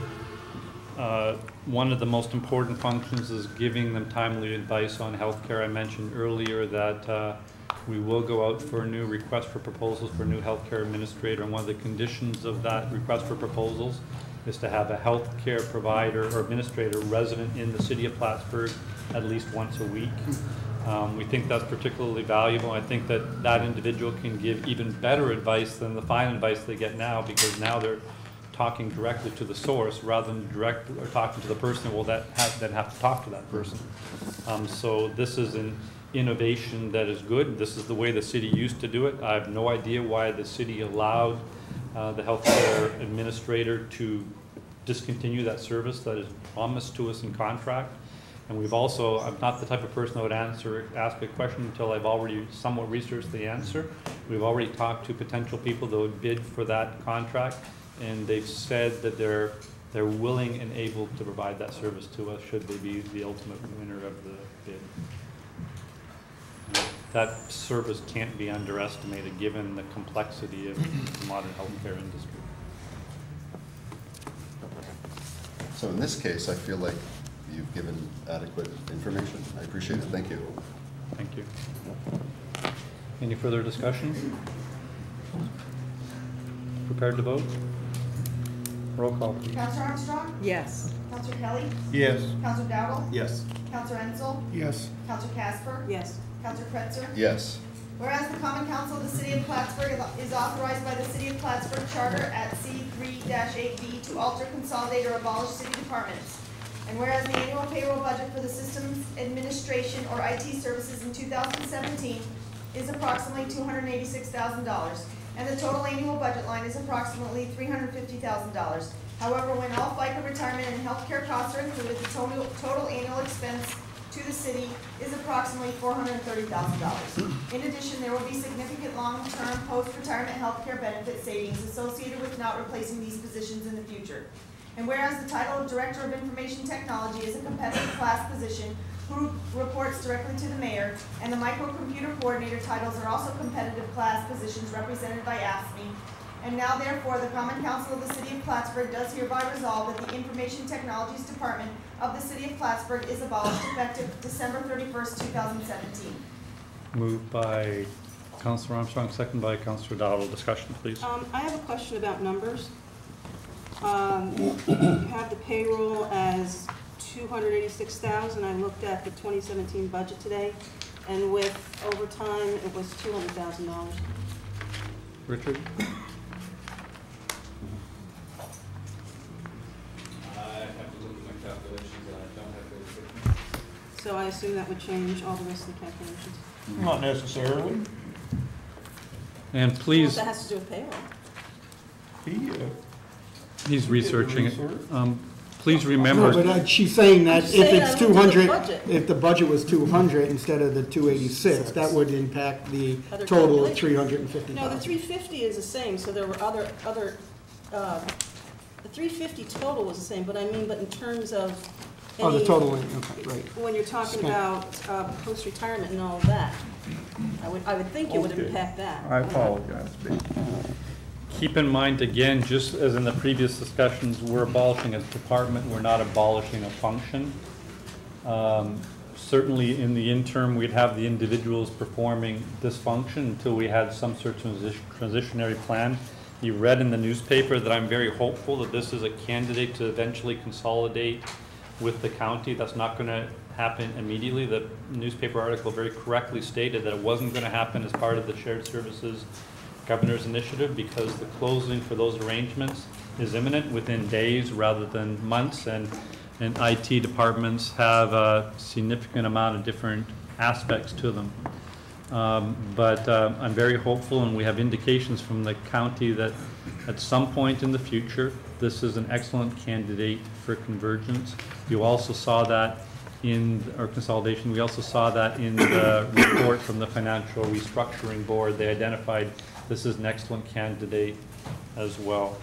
The numbers we've come up with for this are consistent with what that consolidation eventually will look like. There are some hopeful signs that this could, in certain circumstances, happen sooner rather than later, but I'm not going to at all make any over-promises to you on that. What I would do is immediately start working in earnest. I've been exploring all kinds of options for how this is done in various municipalities and with various solutions, and I'm very confident based on those discussions, what people do elsewhere, other solutions technologically that this can be done. Please remember that we didn't have an IT office until just a few years ago. At that point, one IT individual who was housed in police, actually who's the same director that we have now for the overall city, ran that operation from police for many of our departments. That department of one has now expanded to a department, or to 4 IT specialists, 1 remaining in police and 3 within City Hall itself. So I think this again is an excellent candidate for consolidation, but again, please be clear that we're not proposing reducing the functionality. We're still going to need to have these services provided, perhaps by the county at some point. We're still going to need some individual that can go around with trouble tickets, fixing the occasional glitch or problem on machines. We've anticipated all that in these savings. Councilor Since Ensel? the figure is incorrect, it should be 199. The 286 figure was put in originally as payroll and benefits, but it was restated to say, here's the payroll, here's the department line, here's the total with the benefits. Thank you. So the overall total is correct. Councilor Ensel? Just a question, the effective date being December 31st, if there is no shared service agreement at that point, up until that point, do we have I guess, what do we do after December 31st if? We wouldn't have a department, but we would still have people providing those services to us, and I would ask them to continue with your indulgence. We've also been told that there's other solutions besides the county that could emerge within 60 days. So I've given some comfort that we've got that ability to have further discussions with the county. But we also have 3 fine individuals still on our staff right here and now with no intention of going anywhere, so long as they can take care of our needs. Thank you. Councilor Dowdle? So they would maintain beyond the 31st?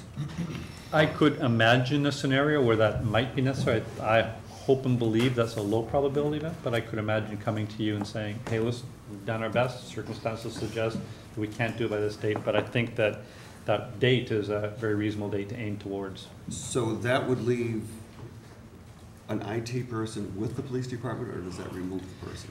This proposal does not affect IT at all. It only affects, or IT and the police department only affects this department within City Hall. All right, so because civil service has got to come into here sometime. If there's thoughts of that we would have IT handled through the county, are those the right words? Potentially at some point. I thought so. So if the IT department with the county, I think they have 7 or 8 people. Correct. For 930. Twice as many individuals as we have, 4 times as many machines as we have. Right. Actually, I think they have more than twice. So there'd be there's a projected opening, is that correct to say, in the county? Projected? The county currently does have 1 vacancy, I understand, of a senior network administrator. But if we were to have IT through the county, they would probably require 2 or 3 individuals to service the city? They would probably require about an individual and a half, I would imagine, but we haven't had those negotiations with them. We believe we've offered a very conservative figure for what it would cost for us to contract a set of services with the county to do this for us. We recognize there are some other costs. We would want somebody also locally to take care of trouble tickets unless we are also able to work something out like that with the county or some other entity. I don't want to put the county on the hook because those negotiations haven't begun. Right. Okay. Thank you. And I guess that's just one of the things that worries me is that, again, we have an idea, but we don't have a plan. So that just concerns me. I think, again, we're setting a goal, and we're now just having sufficient structure to start moving towards that goal and to flesh out a full plan. Councilor Kelly? If I could make a recommendation to you, Mayor, about how to do this, I would say if we can do the shared services with the county that would be in keeping with the New York State FRB report we received. They recommended that, I believe.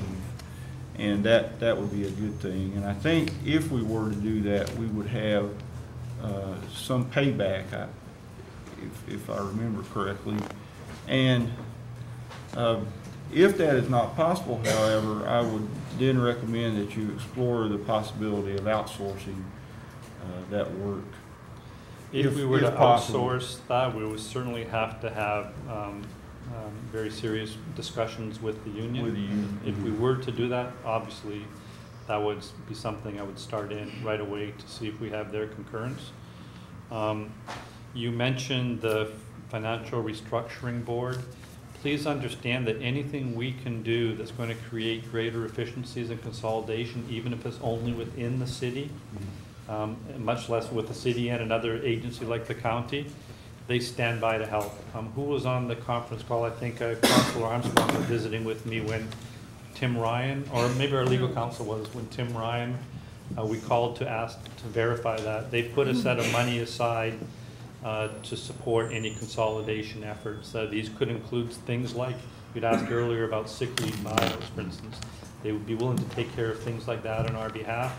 If there's a piece of specialized equipment to bridge a network to another network, for instance, these are things that they said they'd be, I shouldn't speak completely out of school because you were there as well, but they'd be, maybe I could summarize by saying they'd be incredibly interested to have us put forth a proposal. And they said even though their group only meets in October, they're so anxious to help us that they would try to address our needs in a quicker manner than that. And you mentioned, you said 60 days until we're able to possibly have a better understanding of what again? I talked to entities that can provide some of these services, and they said that the typical lead time to provide this for an entity of our size would be about 60 days. To put like a plan together of how they could help us? No, like on to an ongoing do basis, it. you mean? Or to just move to do from it? where we are now to a new solution. So then, will you be able to contact this entity and then, if we were to say table this resolution after the 60 days and we had a clearer idea of cost, then? Oh, I already have contact would- with them. I've got firm commitments from them. I just don't want to pursue that because my real hope is to eventually have a county, city, shared services. And by moving in another direction, then going to kind of negate those discussions. Well, I feel like getting information is power, and to have the information from them, even if we're able to work out some kind of agreement with the county, I guess I would like to see some information, I guess some numbers or some kind of commitment prior to authorizing. So I would be comfortable tabling this resolution until we have just a little more information and then bringing it back off the table to vote. Well, as your administrator, I got that information. I had that discussion. That's what I'm relaying to you. That's the discussion I had. They said that if we asked them tomorrow to take over the service for us, they believe they could do it and complete that in 60 days. And with what cost? A cost that's consistent with the budget we came up with, assuming that the county might do it, so that we're within the same time frame or in the same funding frame. And IT purchases, that's rather ongoing. Correct. We left budget in for those, for machines and that kind of thing, equipment purchases. We left a portion of that in the budget as well. Couldn't the IT purchases actually be part of the individual department budgets, of which they're the ones who are using the machines? They could, but I think there's an economy of scale in having centralized procurement, centralized installation, standardization of equipment, so you can then swap equipment back and forth. For instance, some of you know, my hard drive went down a couple of weeks ago because this is the standard hard drive that we use in standard machines in City Hall. It was very easy to swap out and replace. So I think years ago we did have almost every department having a slightly different approach to IT. I think it was a good idea to unify. Now we're simply seeing if there's a way to streamline that process and reduce the number of departments but still provide that function. I think it was a good decision to go in that direction.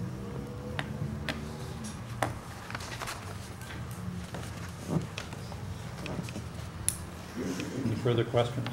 I'd like to make a motion to table this resolution just until we have some more information. I'll second that. All in favor of tabling? Aye. Opposed? Nay. Nay. Was that? I Who think was it's a that? tie. You wanted to table it too, Peter? So do a You roll said call nay? vote, just to be clear. Roll call? Yeah. Roll call to table? Counselor Armstrong? No. Counselor Kelly? No. Counselor Dowdle? Yes.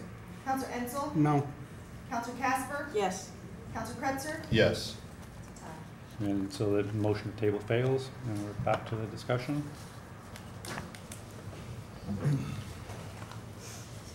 Again, to address your concern, we could table, but I'm not gonna have any more information next week or the week after for you. I've discussed this with an expert who is able to provide that service to us. They gave me a date. All I could do is get that date in writing for you, but, you know, I know that you trust that if I say it's 60 days, it's 60 days because. Well, I would have appreciated to see the backup, actually. Any further discussion? Prepared to vote? Roll call? Counselor Armstrong? Yes. Counselor Kelly? Yes. Counselor Dowdle? No. Counselor Ensel? Yes. Counselor Casper? No. Counselor Kretzer? No. I break the tie in the affirmative.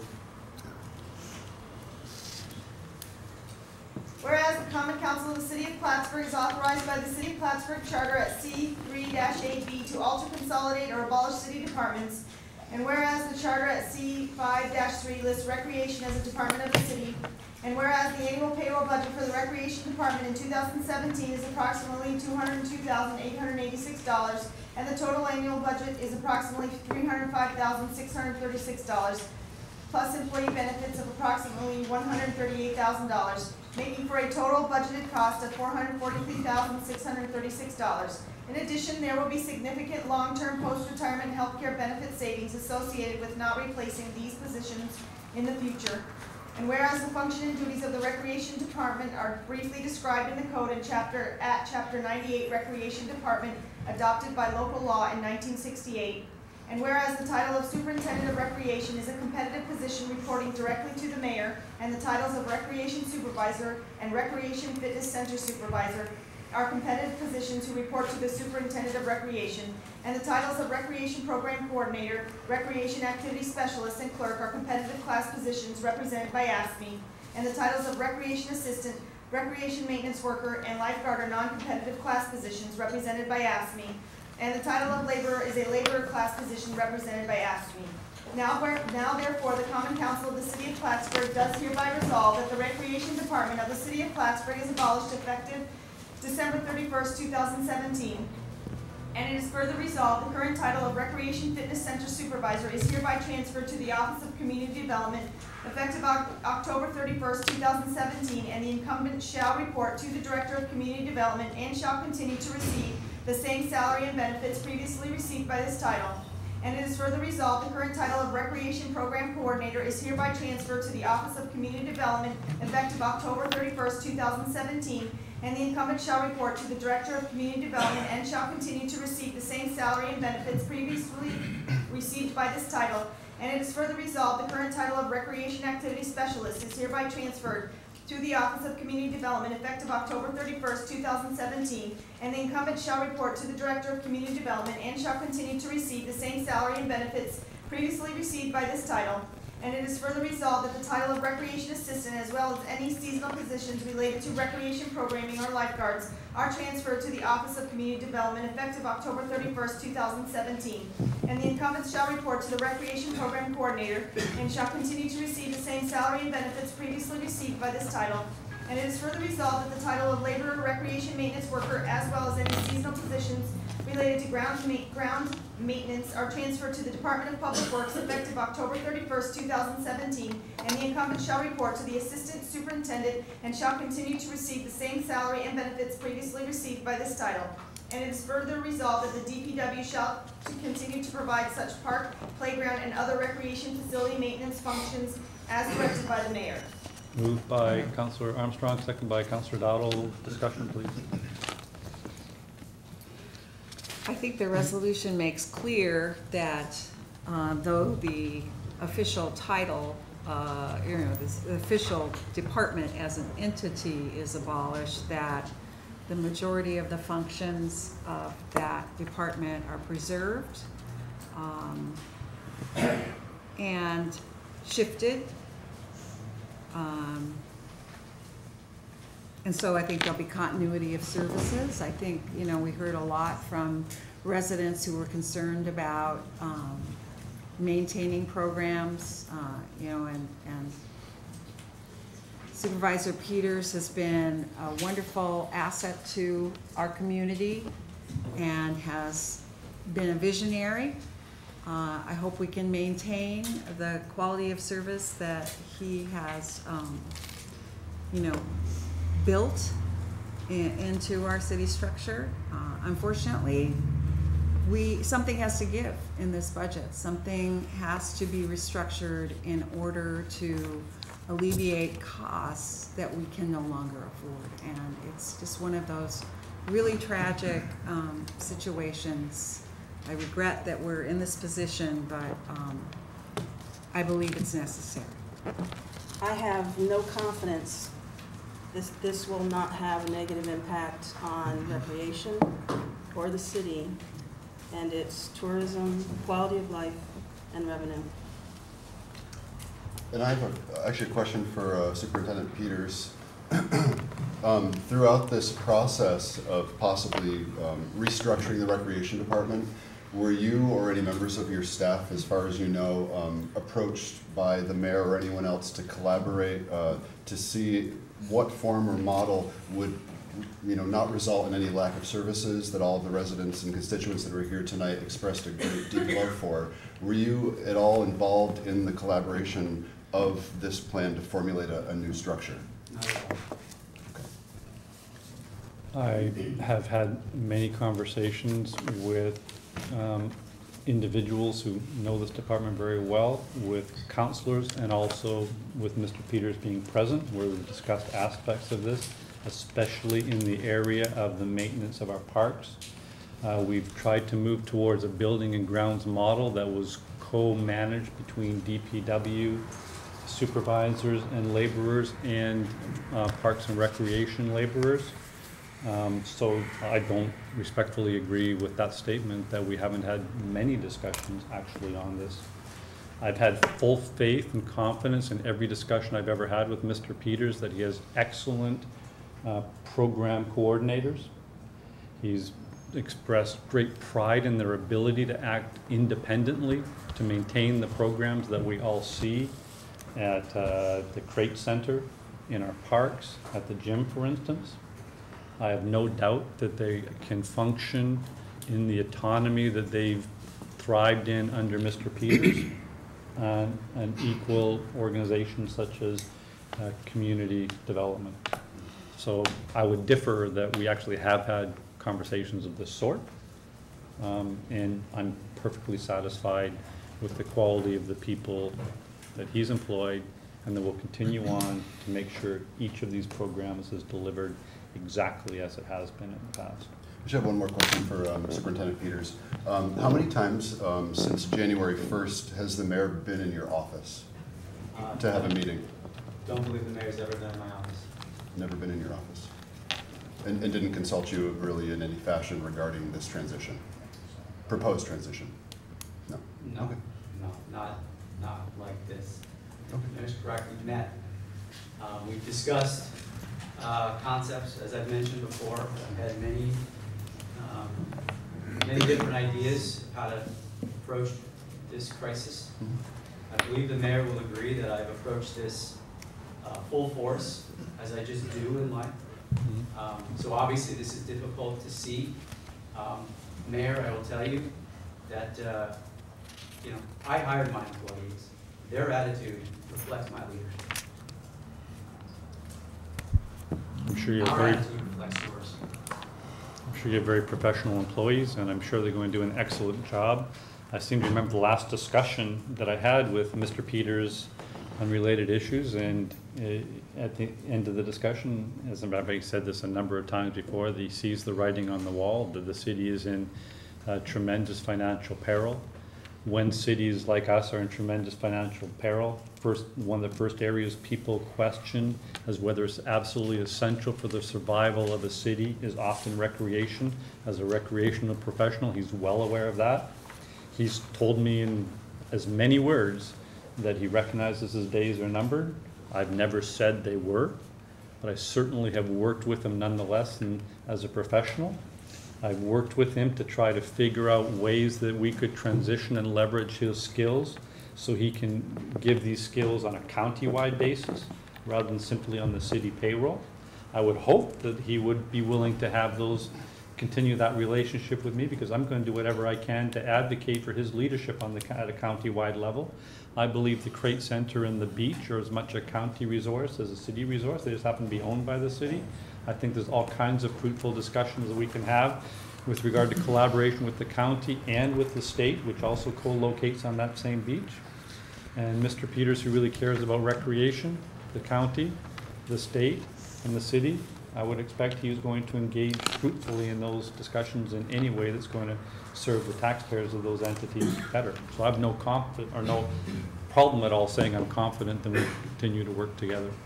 Something else I fear is, and actually a matter of civil service, and I've been contacting the personnel department from the county and civil service fairly frequently, and as of today, just a few moments before the council meeting, I was told that they have not been contacted by you in regards to the potential staffing restructures of what's happening here, and that there could potentially be issues with litigation if the duties of supervisors or people who are subject to civil service are changed without their express collaboration.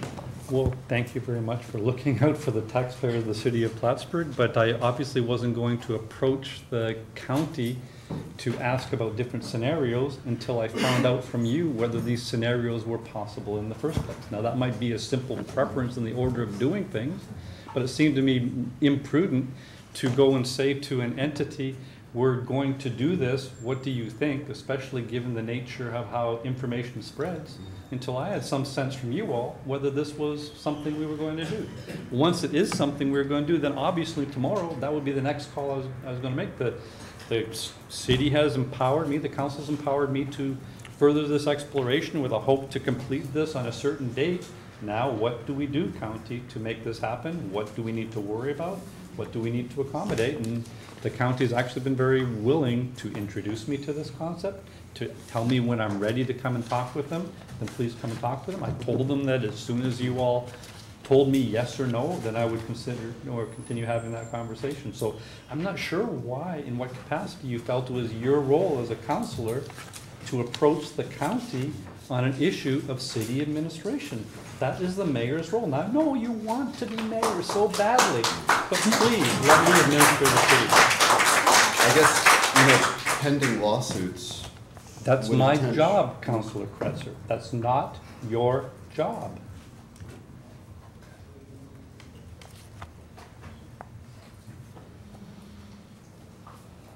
Any further discussion? Councilor Dowdell. Just how would the pyramid, the structure look after starting January 1st? This, I've got a complaint with the recreation department. I want to talk to who's in charge. Who am I calling? This structure would change relatively little. It would affect primarily two individuals, two most senior managers in Parks and Recreation. All the actual people that administer these various programs would be unaffected. Those individuals would have a different supervisor. In the case of anything programmatic, that supervisor would then be the director of community development. Anything that was actually having to do with the maintenance of facilities, the maintenance of grounds, that supervisor would be somebody in DPW. If it turns out that in my conversations as the city administrator with the county, there is some issue of bumping rights, etc., and these sorts of things would happen, we would have to deal with that as it would come. And that is some possibility that it might end up requiring a senior manager to become a junior manager, and then a junior manager potentially losing a job. That's the vagaries of civil service, and we're certainly going to work with that structure. I don't think that that would happen in this case, but perhaps it would. And if it would, we're going to simply follow the letter of the law that civil service requires us to do. And any future discussion, when we mentioned the beach and the trade center, that would be then a coordination with our community development office? With regard to a program, it would, that's right. If it's regarding maintenance of facility, it would Right. be through DPW, that's correct, yeah. I assume Mr. DeDominicus has been told of these additional responsibilities that he may, That's right. and he's fine with that? I think that his comfort zone was doing exactly what he was doing before, but he's a professional, and I think he's going to do whatever he and I discuss. He's going to do a very effective job. But I think he as an individual may not have a lot of say if civil service says the title. Because we always look at the title Sure, absolutely. rather than what's You're agreeable. correct. So It may be necessary to modify a title somewhat, that's right. Would he have to retest them? We'll have to find that out from civil service. We believe it's a slight modification of his duties. As you know, he already administers programs. The special events coordinator, which is a programmatic function, already reports to him. He would have to retest. And I guess I just worry with the community development director now being straddled with all of these new administrative responsibilities. Would that anyway diminish his capacity to be able to continue to get grant funding for us? That would be something I wish that he was able to be here, but I feel like having to deal with that much additional administration would diminish his ability to actually be able to write the grants that we need to continue to do all the great things that we're doing. So I also worry about that. When you had that discussion with him as a council, when he took over the responsibilities of supervising the special events coordinator, how did he respond to that question at that time? It's one person who's in a separate office who operates fairly autonomously. Is that what he responded? No, you're saying? no. Oh, so it wasn't an exploration you had when that occurred, but it's an exploration in the field? Well, it's a significantly larger number of employees and responsibilities that would be shifted. But in a sense, I mean, your analogy is, kind of apt right now, because the mayor has already stated the relative autonomy that each one of these staff members currently have. So the degree of supervision, I would imagine, would be fairly minimal, as it is, I believe, with the events coordinator. If Paul was here, I would be able to ask him, but he's not. So And the 2018 recreation budget would be proposed by who? Who would develop it? Right. We would roll programmatic functions into community development, and we would roll DPW functions, or pardon me, building grounds functions into DPW. DPW, it's relatively minor in the extent of their operations, and in their supervisor capacity would be a little bit of a bigger role for community development to take on that. But again, these individuals that run these operations run them with a great deal of autonomy. They're experts at what they do, and they well control their own individual budget. So I don't see that as a complication, especially when you consider and compare it with the sizable savings to the general fund that we can attach to this. I might also note that in the proposal that Department Head Peters developed for Parks and Recreation for this budget cycle, he already went halfway towards what I'm recommending today. He already reduced one of the individuals in question, the second manager in question, to half-time anyway.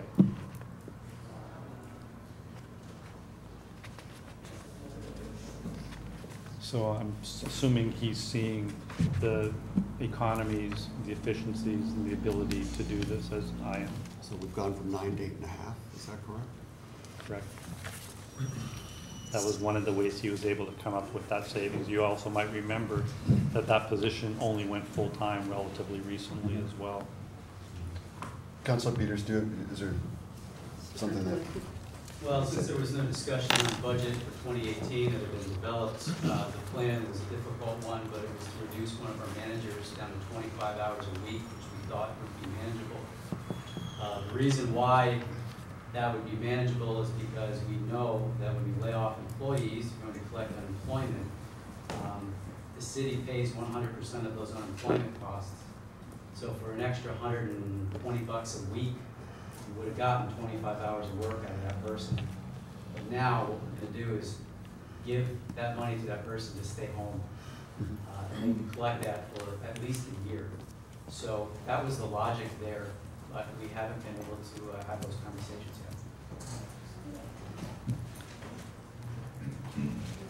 That somewhat confuses me, but anyway. Would you like to explain that? No, I understand. I don't understand why the city is somehow strategizing in a role to maximize an individual's state-offered benefits, but well, the city regardless. pays 100% of unemployment costs. That's the arrangement with that. I So think we pay $440 a week to somebody who collects unemployment, then that's maximum. So in this particular case, what we would instead do is, through a difficult decision, was to bring this person down to 25 hours a week, which we thought was manageable.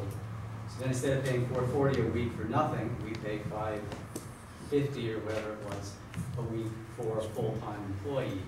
That was the logic. As a state taxpayer, though, I just find that somewhat offensive, but anyway. I had asked Mr. Marks about that, and maybe if you know a little more, Rich, you can tell me. I just know that we pay full unemployment benefits wherever they are. I think that's the cost. Regardless. I know that Steve had proposed in his budget half-time for the individual and no healthcare benefits. But I wasn't aware that we were gonna supplement unemployment in addition to the payroll costs. It's not in addition to, it's either or. I mean, the reality is somebody's gonna collect unemployment. So instead of paying money for nothing, then we would just pay a little bit more and actually get reasonable work out of somebody. That was the logic. Any further discussion?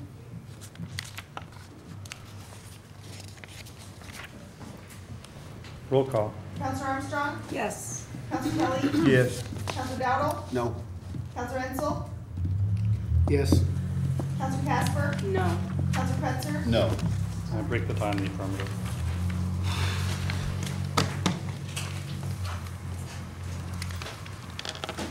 Resolved in accordance with the request, therefore the Common Council approves a leave of absence for Tori Princeton from her position as laborer in the Community Development Office effective July 28, 2017, to take a temporary typist position in the Department of Public Works. The leave of absence not to exceed 1 year from date July 28, 2017.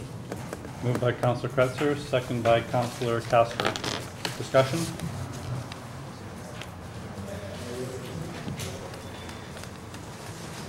Please note that this was a request not from the individual herself as much as in the sponsoring organization, DPW, to be able to have access to her talents for a short period of time.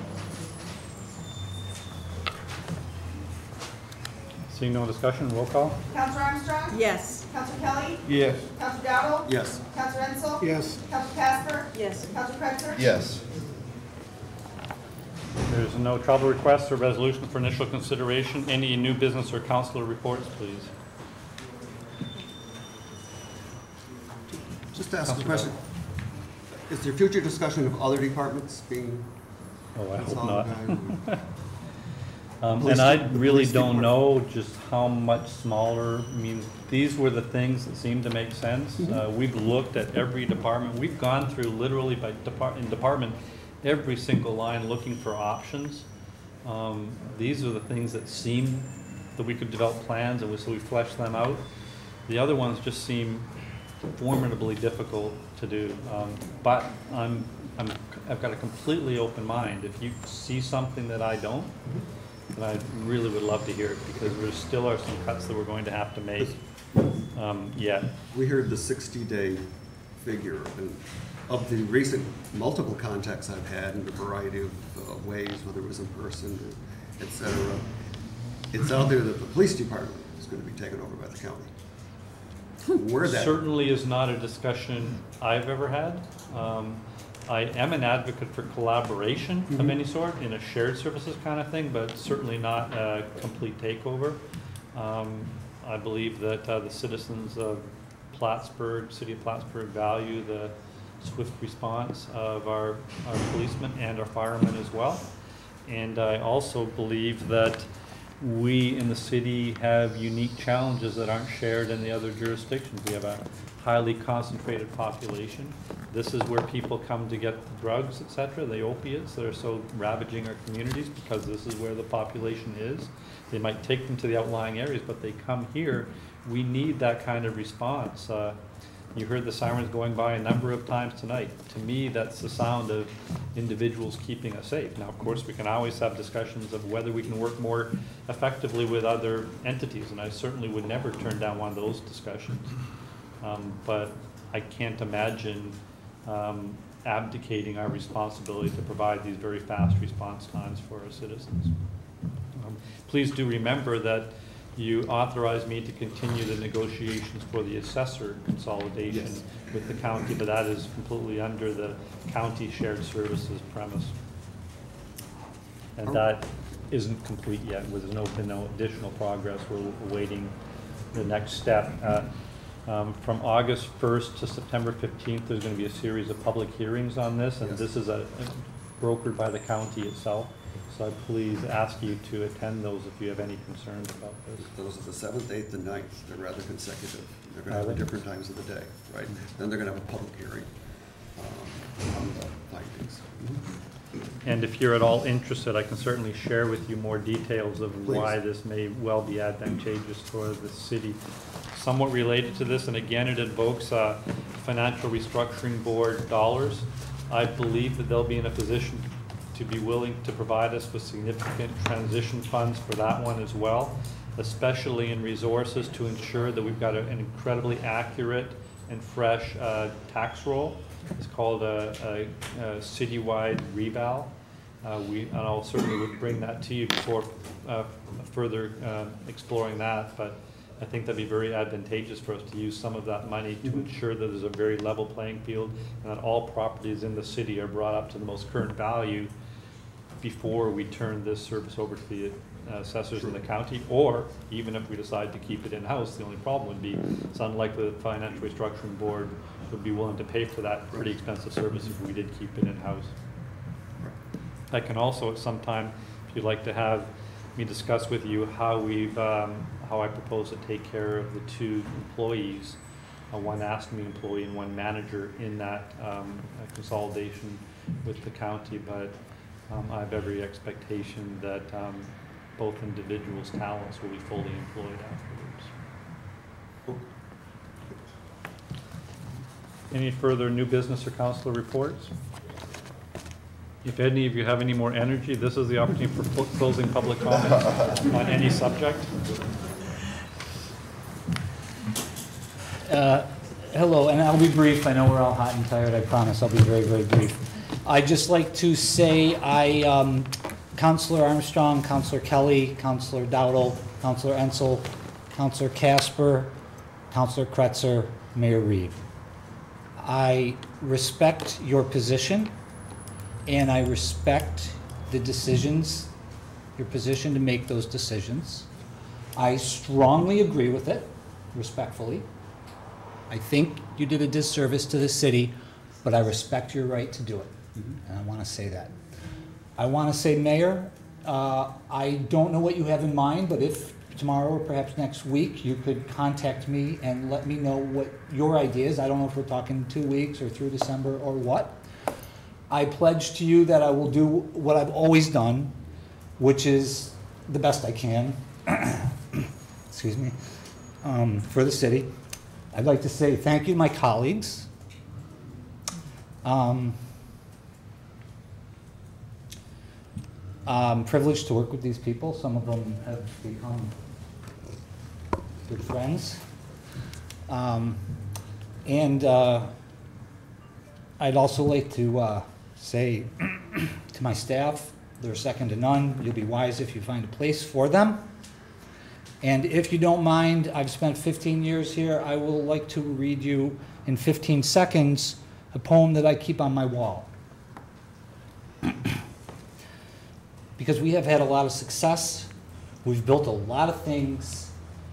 And I'm really proud of that.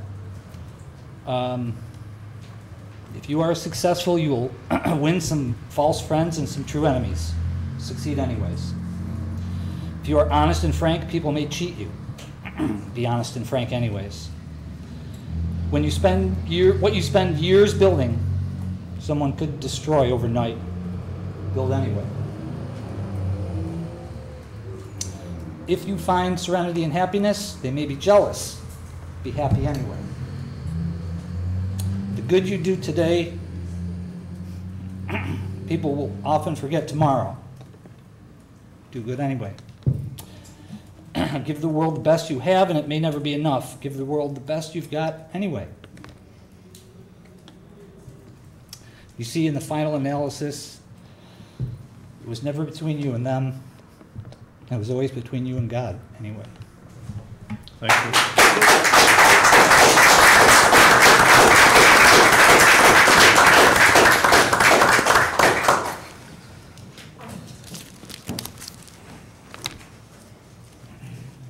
Naturally, I'm disappointed. You know, it's been a pretty good run. This was my heart and soul.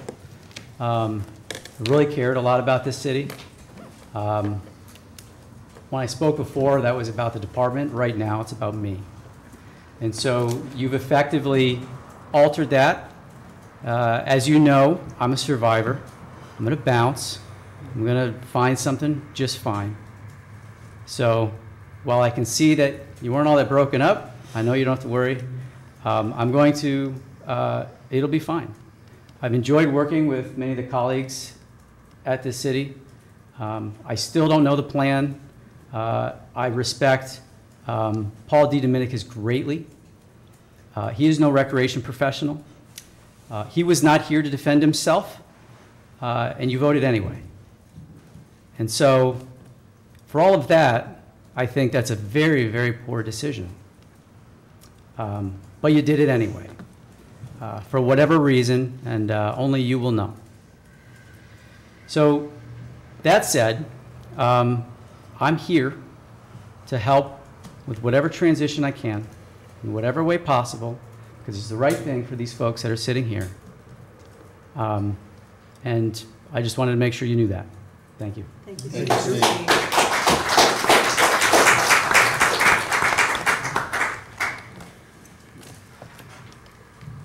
I know the city is in a financial crisis. I've lived in the city for over 50 years.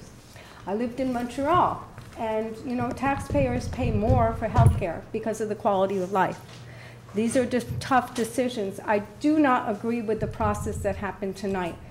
I think that Josh Kressler and Becky Casper made a perfect argument that these department chairs and managers have more tasks that are in their job description that are on paper. I feel that you're doing the city a disservice to especially get rid of the city engineer. I asked the city 3 things. One, that when they move forward to other decisions about cuts, especially with managers and major decisions, that they start to have more of a public comment period and have actual in front of them and available to the public job analysis and daily description and monthly duties and details about what these managers and department chairs do. I do think that you're doing a disservice to the city to think that a city planner is going to save us money. I ask that the city think about this. 30, 90 days, when you hire this city planner, I ask us to revisit this and see if it really has saved the city money and where have we saved the money. Because I think in the end, the infrastructure is going to suffer. I think that our planning board is going to suffer. We have 3 or 4, Marissa Gilbert sits on the board, she can tell you, but 3 or 4 major multifamily dwelling projects in the works. We have DRI coming. We have some major problems coming our way.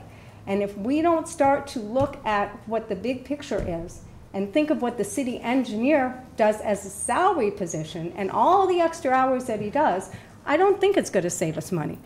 I agree that some of the other positions you cut, maybe you might be saving some money. But you think about this too. When the recreation people under this manager leave, who's going to train them? Is it really going to save us money?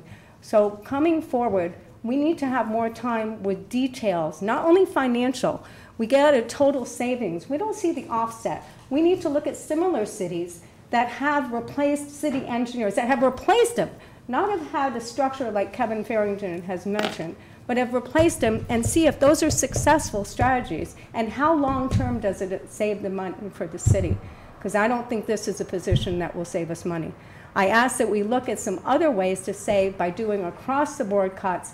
I think that we should reduce the police department. We should have it in line with other cities our size. I've seen too often 4 police cars going to a traffic violation. They don't even enforce the talking on the cell phones, which is money generated. Drug money is funded by grants, and we don't want to deplete that. But I think we need to look at some other serious cuts, and I think taxpayers would be willing to, I don't want to speak for the whole city, but I think if we're saving a quality of life and we have to pay 1% above what is permitted, I think that we would be okay with that. We have to look at the big picture and the long-term plans, and one thing I don't agree with is when somebody comes in front of the board and we just rubber stamp 500, 1,000, 2,000 to pay for some kind of project or some kind of event. That adds up over time. So I do ask the city to look at this, and I'll ask Mike Kelly, I'll start to come to the meetings. Thank you very much. Thanks, Karen. Any other individuals like to come speak, please?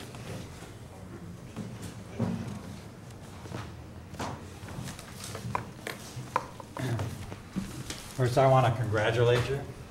I think you've taken a great first step to address this problem that, started last fall. And, but I want to point out something in the report that everybody thinks is great. None of what you did essentially hits the 60% of the cost of the general fund. The fringe benefits, police department, fire department. So you've tackled some difficult things right here, but I think you've got a new set of issues that are going to be even more difficult probably to tackle. With police department, I get concerned because I know you said that there's about 4 vacancies or something on the sworn officers. 8. 8 now. But we don't ever count the 17 at the university. Correct. There's 17 sworn officers there that can patrol this city anywhere a student lives. No, that is not No, true. that's not correct. Well, very, very hard not to see those police cars all over the city. I know, but UP is limited to the campus. Anyway, I think I would encourage a conversation between the chief of police of the university, the sheriff's department, and the city police department to determine what it is that we actually need. I'm sure because they have an IT person, they have all the DATCOM statistics, but anyway, I don't want to get into that, but I think that would be an important thing to begin to look at, because I think that if you're going to make cuts where the money is going, that's one of the places. I would ask that when the arbitration is completed, or prior to the arbitration completed, that some report come out from the council about how do we get into this? How do we get into this arbitration problem? And it appears to me, from what I read in the paper, only salaries are going to be ruled on in the arbitration. What happened to the position that the city had at the table in the negotiation that delayed any settlement on salaries? Because I suspect what was being offered on salary is not a lot different than what's being settled now in that negotiation. And so it seems like the arbiter is only taking salaries. And if that's the case, then every union in the city ought to just sit down and say, you can come to us and ask for management responsibility over your programs. We're not going to do that. We'll just wait till an arbiter comes in and he'll end up just ruling on a salary issue. Well, there's something really wrong with that. And I think that we really ought to, I would like to understand it better, and I'm sure the public would as well, because it's going to cost a lot of money. And it looks like the city got nothing out of that with the fire department. And the last one that I would suggest that you take a look at is the health insurance programs. I think meeting with the unions and asking them at this point to sit down and reopen negotiations with the crisis that the city has.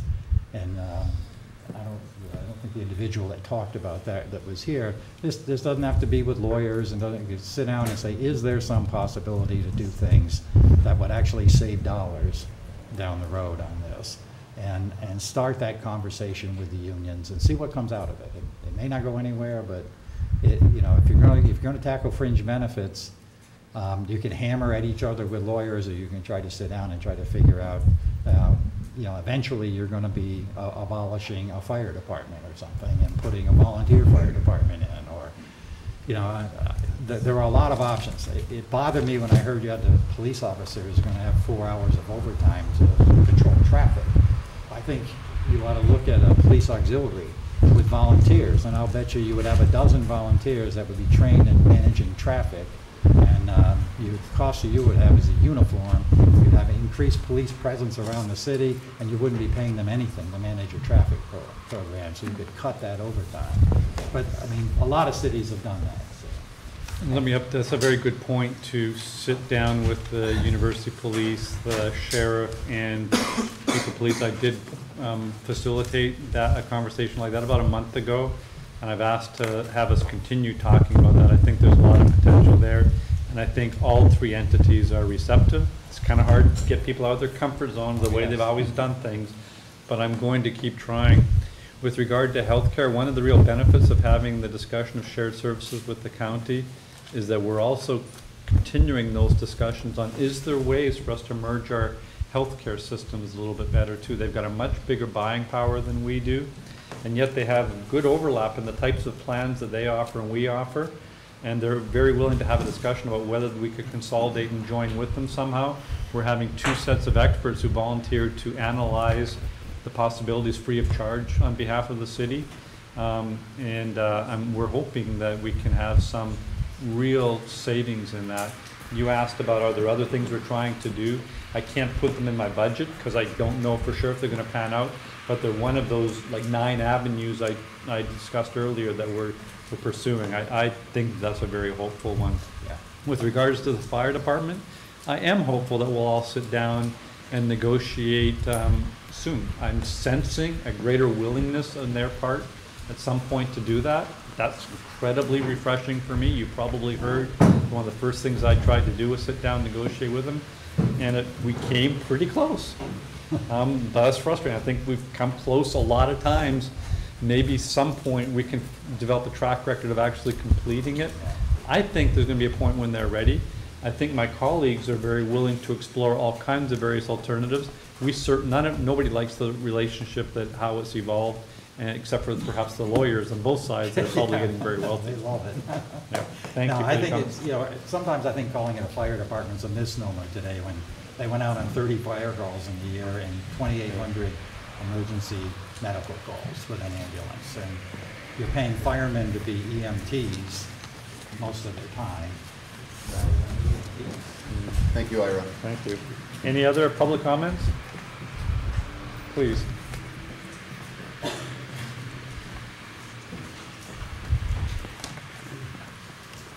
I'll keep it very brief. I'm Mike Trudeau. I live on Morrison Avenue. And in sitting, I just, a couple of things when you were talking kind of stuck in my mind that I just wanted to point out. The first one was, it seemed like you had went to department heads and asked them to cut a certain amount of budget. And I believe, if I understood you correctly, you had said some of them over exceeded, some of them went to 13% as we learned, and some were not as forthcoming. I took that to mean they didn't meet your expectation. I think it more means that if you're a department that really is a department of 1 or 2 people, and you have very few paper clips, and the union mandates that all your employees are going to get a 3% wage increase in this year or something, and healthcare costs have gone up, a department like that really doesn't have the latitude to cut. They can't choose to not buy a piece of software that they never bought anyway. So some departments were really in a bind.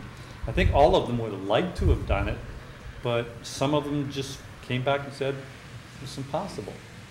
Well, being part of a school district, if we were asked to cut 10%, we would have to cut 10%, whether that meant we didn't get paper clips or whether we had to cut 10% of a person. And I guess I would like to encourage you to go back and ask those departments to make those difficult cuts, because you've done it tonight. And it's not fair to not spread this around at all. Secondly, I know, again, being part of a school district, and it was alluded to by the gentleman who spoke before me, there were often times, I mean, school districts have been in a budget crisis for the last several years, and many times, and not always positively received, but in many districts it is positively received when the district superintendent and the board go back to their employee unions to say, we're in a crisis here, and either we're going to cut this many positions, or if you want to keep positions, tell us what you're willing to do back, and reopen negotiations, as he said, to then get some of those personnel costs down. I worry with the depth of experience and the depth of leadership that we cut this evening, that the people who are great people, that those duties are now being hoisted upon, are up to that challenge, because our community has changed, times have changed, and even though I did a job 10 years ago, there are new things that I need to know on top of what I'm already doing. And I really would like to encourage you to make sure that you are checking with these people to see that they have the proper support. Otherwise, this is going to be a devastating decision that you've made, and I don't believe it's going to be one that you're going to feel proud of if things fall apart, because these people were not prepared and not supported to do what you're asking them to do. I understand we have to make cuts, and I don't necessarily agree with them, but I also believe that now that you're doing this, you have to make sure the people that we have who are good people have the support and the training that they need to do the job you're requesting them to do. Otherwise, you're setting them up and us up for failure. Thank you. Good point, thank you. Thank you very much. Sir. Any other individuals like to come and address the council, please? I promise it will be brief. Do I have to do it? Yes.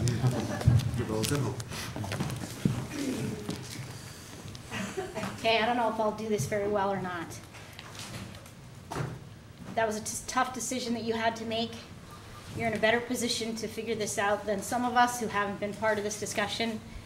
I just want to say to the two in the room that I have worked with before, there's tremendous talent that we just lost, and there's costs to this as well as savings. And I wanted to make sure it got on the record that there are people in town who feel that way. Thank you.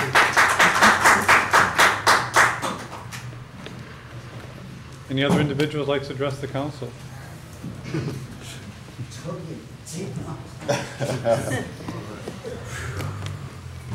And I'm shaking.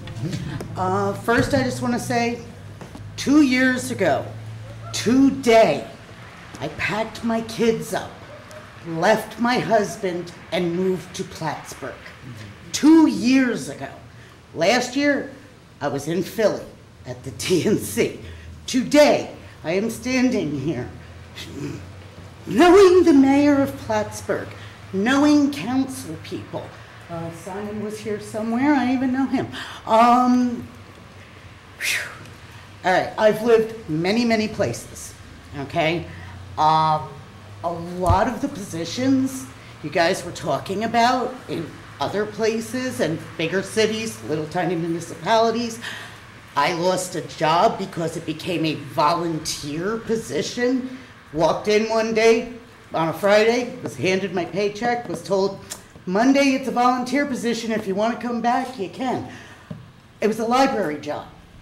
That's something that can be done. The grass, you keep saying that's not cut, why can't welfare to work, community service, volunteers. When we were in Middlebury a couple months back, they had senior citizens who walked around and cleaned up the streets. They had the little vest and the whole thing, and they walked around and they were so happy to just talk to the people. Why can't that kind of thing happen here? This is a great town. My activist group handed me a bullhorn. Only thing I am asking you, please make our water quality. Water is life. You and I have had this discussion, Mr. Mayor. You know, that is my huge thing that I brought back from Philly after I sat in a teepee with natives in the middle of Philly during a rainstorm and found out about many issues, which I'm not going to go into. But seriously, you don't want me out there with a bullhorn screaming, "We need quality water." Please do not touch. Make sure that department, because every one of you, every single day of your life, when you turn that faucet on, be thankful it's clean. Flint, Michigan isn't clean. Many other places aren't clean. You need water to water your garden. Make sure it's not poison. You need water for your coffee, for your wine. You need water. That is the one thing. You don't want me out there with my little sign and my bullhorn screaming every day. So I'm just telling you, there's many ways we can do this. Well, volunteers. We have a great activist group here. I'm sure if you asked us for a little help on some of these issues, a few of us would step up. So that's all I have to say.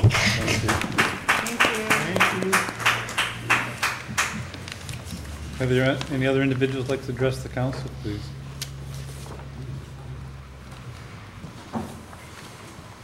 Seeing none, do I have a motion to adjourn? Moved by Councilor Dowell, second by Councilor Kretzer. Roll call. Councilor Armstrong? Yes. Councilor Kelly? Yes. Councilor Dowdle? Yes. Councilor Ansel? Yes. Councilor Casper? Yes. Councilor Kretzer? Yes. Thank you, everybody. I'm going down and look at the doors. I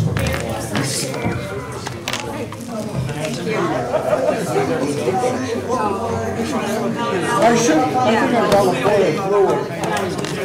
The award to Mike Kelly, I think. Yeah. Or it could be Ward 1 with Rochelle. All right, well, I'm really I hope I can sleep, but thank you for your participation.